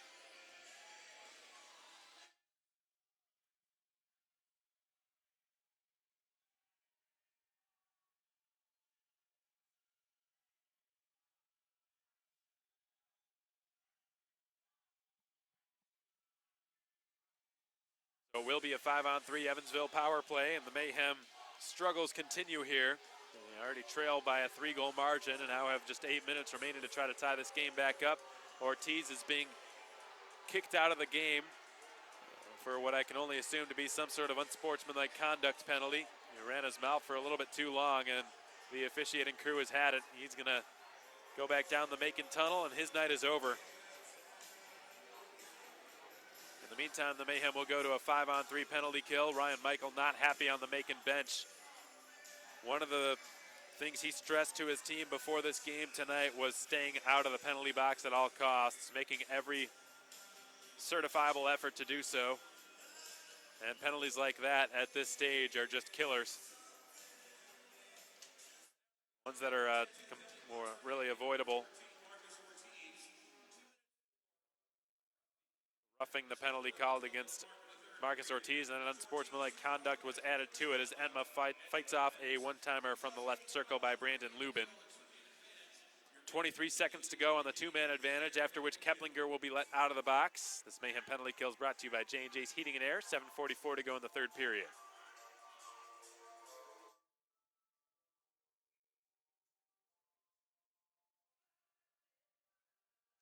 Defensive zone face-off win by Pirog, and the puck skitters along the blue line and squirts over it, blasted back in by Lubin around the end wall. Up whacks at it, but can't clear it past Macon. Taylor Macon will leave it for Austin Plevy. Dropped back to the circle. Tanner Butler. A couple of crisp touch passes. Lubin will switch places now.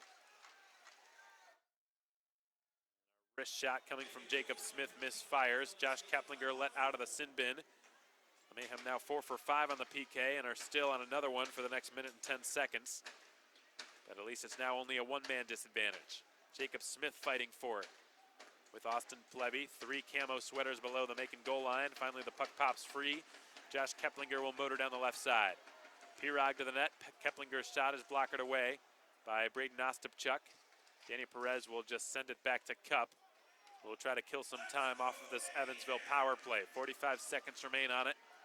Cup will blast it in from his own blue line. And the puck is stopped by Ostapchuk, who couldn't find anywhere to go with it, so he just held on to it.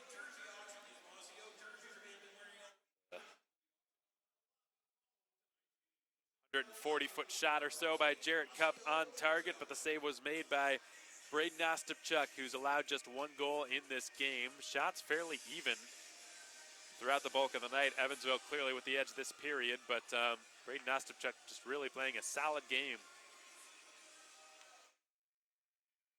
Athasumalides fights for it. Backer hit by Caesar, and the whistle blew almost immediately after the collision. I believe Nolan Bloyer thought that one of the panes of glass came loose, though it doesn't really look like it did. False alarm there by Bloyer. Seen a lot of different players on this Mayhem squad tonight taking faceoffs that don't ordinarily do so. Statha Sumalides being one of them, Marcus Ortiz another. Sumalides from the left corner sends it at the net from a tough angle, and a stick save was made in goal by Ostapchuk. Sean Lynch being another one, so Ryan Michael really just not shy about experimenting with his centerman throughout the evening.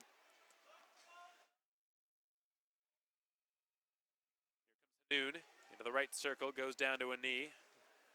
Didn't get much on the shot. Timofeyev from the far half wall. The Mayhem have returned to full strength, improving to 5 for 6 on the PK tonight. But time is the enemy now for the Mayhem. Less than 6 minutes remain. Kalaman had some difficulty with it, bursting through the middle. Connor Sanvito with it on his stick in the right circle. Slid ahead, too far for Sumalides, who kicks it back into his wheelhouse and turns it now to Kalaman.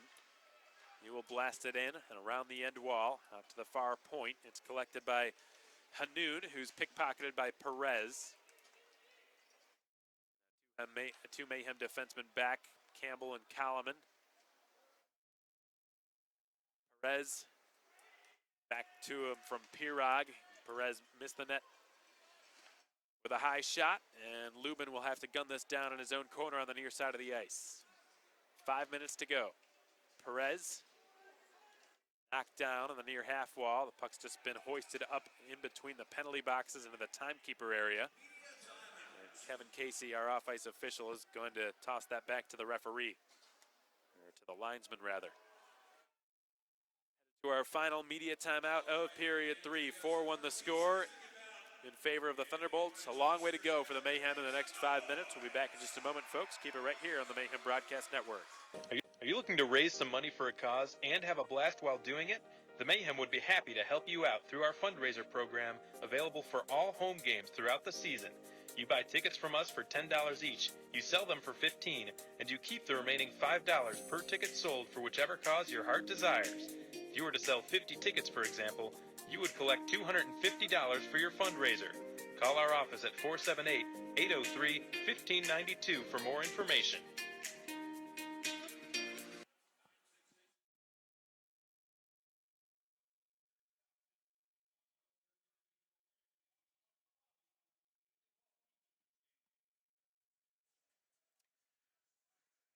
Welcome back, folks. Well, it looks like Taylor Macon is in the All-State bounding penalty box. The Mayhem could be going to a power play here, which they certainly need.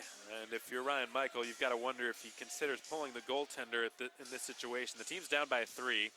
Very seldom do you see a head coach pulling a goaltender that's down by 3 goals. But given the fact the team's on the power play, one would think it might be worth the risk. Timofeyev to Perez. Over to Cameron, whose return is broken up.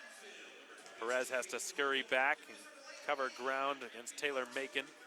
So Holton is in the box for delay of game.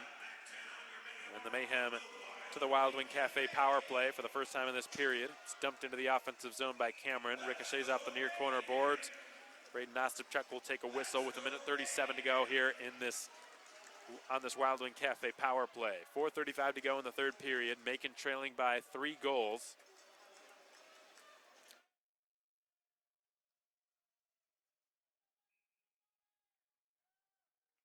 Evansville taking advantage of several Macon mishaps throughout this night. Had a lot of odd man rushes and breakaways. Perez to Timofeyev above the left circle. Slides it over to Cameron into the deep slot. Perez with a slap shot and a stick save by Ostapchuk. Sumalides drops it to Timofeyev. Timofeyev from the left circle. Slide it up to the line. Danny Perez, 5 forwards out there for Macon. Miscommunication between Cameron and Pirog. Puck's just been flown all the way down. Entma's out of his net. He will float one out to Perez, who's lurking wide open left side. His blast from the circle is stopped by Ostapchuk. And now Jarrett Cupp will take it back into his own zone and slide it over to Campbell. Campbell's pass goes up to Pirog. It bounces off his skates, bounces right to Cousineau. Gloved down by Pulowski from the circle. He can't get a shot off. It's been cleared again with 45 seconds to go on this Macon power play. Entma scoots back in behind his net and delivers it up to Josh Keplinger. His pass reaches Caesar. And Caesar now up to Sean Lynch. Lynch's pass taken by Keplinger, who will shovel it behind the net. Caesar's got it. Tapping his stick is Pulowski calling for it. The pass finds him. Pulowski scores. David Pulowski, in his Mayhem debut, was calling for that pass the whole time. The Mayhem skating over, trying to get that puck. That is Pulowski's first in his Mayhem debut. And the linesman, Sean DeLoey, making sure he hands it to Sean Lynch. It's a big goal for the Mayhem, who are now reasonably back in this game. They're down by a pair, not much time left, but enough time to make this interesting.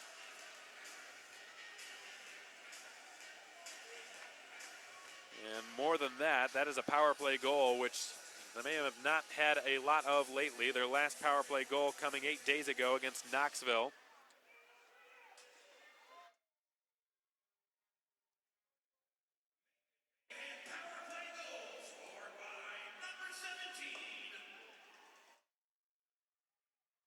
Charles Olson, the PA announcer, doesn't even have David Pulowski's name on his sheet. He got into town this afternoon. We weren't even sure if he would play or not this evening. Puck's been floated on Ostapchuk's net. He's able to make the save. On the back of his jersey, folks, he doesn't even have a full nameplate because we didn't have enough letters. And now Charles Olson is making the proper announcement. But I'm not sure if you've noticed this or not, but Pulowski doesn't even have a full nameplate yet. There were not enough letters to spell out Pulowski, so it just says Pole on the back of his sweater. P-O-L-E. Which technically is accurate because I believe he is Polish. A Pole is a word that describes a Polish person. Mayhem heading to their final time, or their only timeout. 2:55 yet to go here in the third period. 4-2 the score in favor of Evansville. And we'll see if Ryan Michael decides to pull Kevin Entma in the next few minutes, or in the next few seconds, I should say. He decided to leave him in net, which ended up being the right call for that Macon power play. Every coach is a little bit different in terms of how desperate he gets in situations like this. We haven't really had enough of a sample size to know whether or not Ryan Michael is on the desperate side or on the more conservative side in terms of polling his goaltender. I guess we'll know a little bit better after he makes his decision here.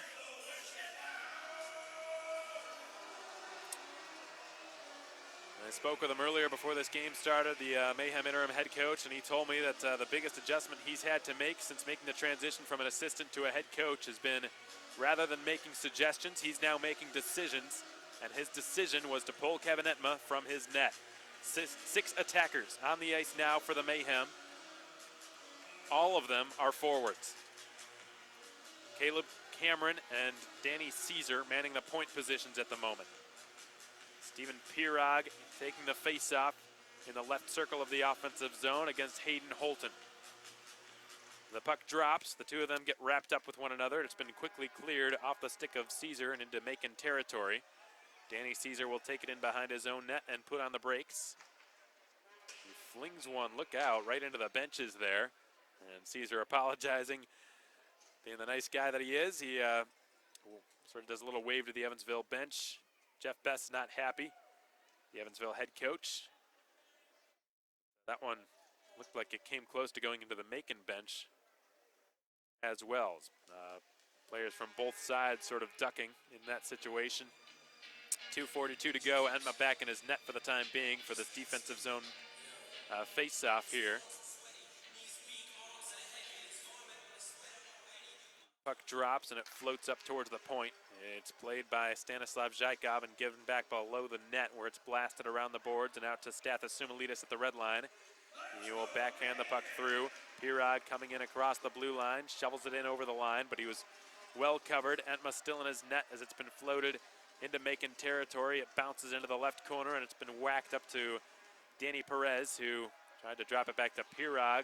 Miscommunication on the pass. Pirog circles back and slides it to Cameron. Perez up to Pirog, enters the zone, drops it. Sumilidis with a shot that floats over the net, stays in play. Entma to the bench. A sixth attacker is on.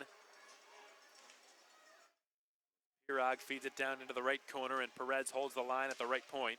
Timofeyev sends it back in behind the net, bounces off the back of the cage. Pirog couldn't control it. Cameron had it jostled off his stick, and Timofeyev has to retreat out to center. Time winding down, 102 seconds here.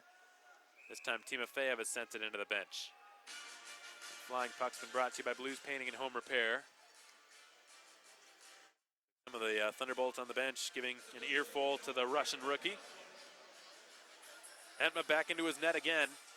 The Mayhem have had difficulty establishing offensive zone time over the last minute or so since pulling their goaltender Kevin Entma after the Ryan Michael timeout. Really no foothold or sustained attack in the Evansville zone. Puck drops. Keplinger's got it right off the draw and will skate it down his off wing and float one just wide of the net. And Ostapchuk decides to glove it and hang on to it, and we'll take a defensive zone face-off with 92 seconds remaining in regulation time. The Mayhem trailing by a pair of goals. We'll see if Evansville head coach Jeff Best decides to use his timeout in the next few seconds here. As for now, he keeps it in his pocket. The Mayhem will go to an offensive zone draw to Ostapchuk's left. Evansville goaltender has been rock solid tonight. Again, Kevin Entma not in his net. 6 attackers out there for Macon. A face-off win, but the puck went right by Keplinger and split the 2 defensemen. Cup will just airmail one into the right corner. Bounces off the OT dasher. Sean Lynch is there. He battles for it with help from Cousineau and Pulowski on his right. The 3 of them end up winning the puck back, and it's sent back to the line. Flung into the slot. Cup with a wrist shot blocked, and it bounces into the left corner. Now Keplinger has it. Keplinger is checked pretty hard to the near side. The puck bounces up to the top of the left circle. It's salvaged and flung over for a one-timer by Kalaman, which is blocked. And now D'Amico Hanoun will hoist one out. Kalaman falls down. Empty net attempt. Good back check by Lynch. He looks like he might have drawn a penalty, but the arm stays down from the referee on his way back. 45 seconds. The puck is in the near corner of the Macon zone. The Mayhem still trailing by a pair. They need a goal, and they need one now as Cup will race out to center ice. Pirog in across the blue line. Caesar above the left circle has it. Tries to slide one over. It bounces off an Evansville skate. Back to the line it goes. Perez slides one to his left. Kalaman with a wrist shot blocked. Scooped up in the slot, cleared all the way down. This goes just wide of the net by inches. So instead of an empty net goal, it is an icing called against Evansville.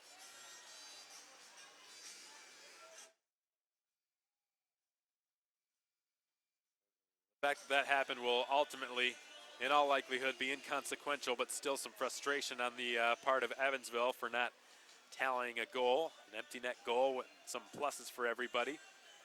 Good news for the Mayhem players on the ice. They'll go to an offensive zone draw. If they're to tie this game, they need to get one almost immediately. Face-off is won by Hayden Holton. Blasted around the boards to the left point. Caleb Cameron holds the line. Let his shot go off of a partition. And Zhaikov will just clear one all the way down. That'll just about do it. Just short of the goal line. No icing. Timofeyev will attempt one last Hail Mary pass up the ice, and that's done it. 4-2 the final in favor of Macon yesterday. 4-2 the final in favor of Evansville today. The Thunderbolts managed to split the series. They have spoiled Mossy Oak night here on Mossy Oak weekend. The jersey auction will take place momentarily down in the Macon Centreplex lobby, just outside of the rink here. Charles Olson, our public address announcer tonight, will be running the auction. And we hope the folks tuned in here at the Macon Centreplex enjoy that jersey auction. We certainly enjoyed looking at these jerseys this weekend. One last out-of-town scoreboard update before we let you folks get going. Then we'll wrap up this game in greater detail and let you be on your way. This was the first game that started tonight. It was the first one that ended. Pensacola in Knoxville early in the third period. The Ice Bears with a 4-2 advantage over Rod Aldoff and company at the moment. A 2-2 tie in Birmingham. Fayetteville managing to erase its early deficit, but has still not yet led in this game. In that game. It's halfway through regulation time at the moment. Huntsville still up by a goal over the Roanoke Rail Yard Dogs, and the Quad City Storm still leading the Peoria Rivermen 2-1. The Rivermen having, of course, just ended their undefeated season last Friday night at the hands of these very same Evansville Thunderbolts, who have proven yet again that they are a much improved squad from what we saw last season. It's their fourth win of the campaign. As for Macon, it's their seventh regulation loss. They fall to 3-7-2. The Bolts improving to 4-7-1. The Mayhem now with this defeat dropping to 9th in the SPHL standings. The Bolts passing them by a narrow margin. They now have 9 points in the standings. Macon holds steady at 8. And we'll be looking to bounce back next week as they travel down to the hangar in Pensacola in northern Florida. They have an opportunity to re-secure a couple of points on Thanksgiving Eve, and then the following Saturday they will host the Ice Flyers for the first time this season. Next Saturday night, November 30th, on WWE night here at the Macon Centreplex. So we hope to see you out here, folks. Again, for tickets, just visit the Mayhem website, MaconMayhem.com, or just swing by the box office right here at 200 Coliseum Drive. We'll break down this game real quick for you before we let you get going. It started off with a bang for Evansville. Just 5 minutes into the contest, Seth Swenson taking advantage of a 2-on-1 rush. One too many of those given up by the Mayhem in the opening period in particular. We knew the Thunderbolts were going to come out of the gates flying, and they did. Matthew Barnaby on the lone assist on that strike. Stephen Pirog with his second goal in as many nights to respond for the Mayhem. 11:25 into period 1. His second goal on the weekend. Nearly had another one in period 2, but was denied by Ostapchuk and ultimately by the referee as the goal was disallowed. Connor Sanvito scoring a power play goal with a nice toe drag on a 4-on-3. Matthew Barnaby again the lone assist man on that strike. Sanvito's goal would be his 4th of the season and would put the Mayhem into a 2-1 deficit heading into period 3. Josh Kuzno got into a fight which started that whole 4-on-3 power play to begin with. As Kuzno got into his first fight of the season, first penalties of the season in that scrap with Braden Helens. That led to a penalty parade which favored Evansville. They got the edge of Macon in the power plays. They had 6, Macon just had 3. Both teams struck once. The Mayhem ending a power play scoring drought of 3 games. We'll get to that in a minute. Zhykov and Austin Plevy each scoring in period 3 to put the Mayhem in what would be an ultimately insurmountable deficit. David Pulowski, however, scoring the power play goal. A last sign of life for a Mayhem squad that struggled greatly in the third period, but Pulowski in his first game with the Mayhem scoring on the man advantage to snap a power play scoreless streak for the team. A feel-good moment for both Pulowski and the Mayhem to at least end this game on a pretty high note for the Mayhem. Again, folks, we're going to turn our attention to next week, the week of Thanksgiving. On Wednesday, we've got a game on the road in Pensacola. On Saturday, the Mayhem are back home at the Macon Centreplex to host Rod Aldoff and the Ice Flyers. We hope to see you out here next week. Till then, Alex Von Coyle signing off from the Macon Centreplex. 4-2 the final in favor of Evansville. We hope you enjoyed the broadcast in spite of the outcome. Once more, Evansville with 4, Macon with 2, and we hope to see you out here next weekend as the Mayhem host the Pensacola Ice Flyers next Saturday night. Till then, so long everyone, and enjoy the rest of your weekend.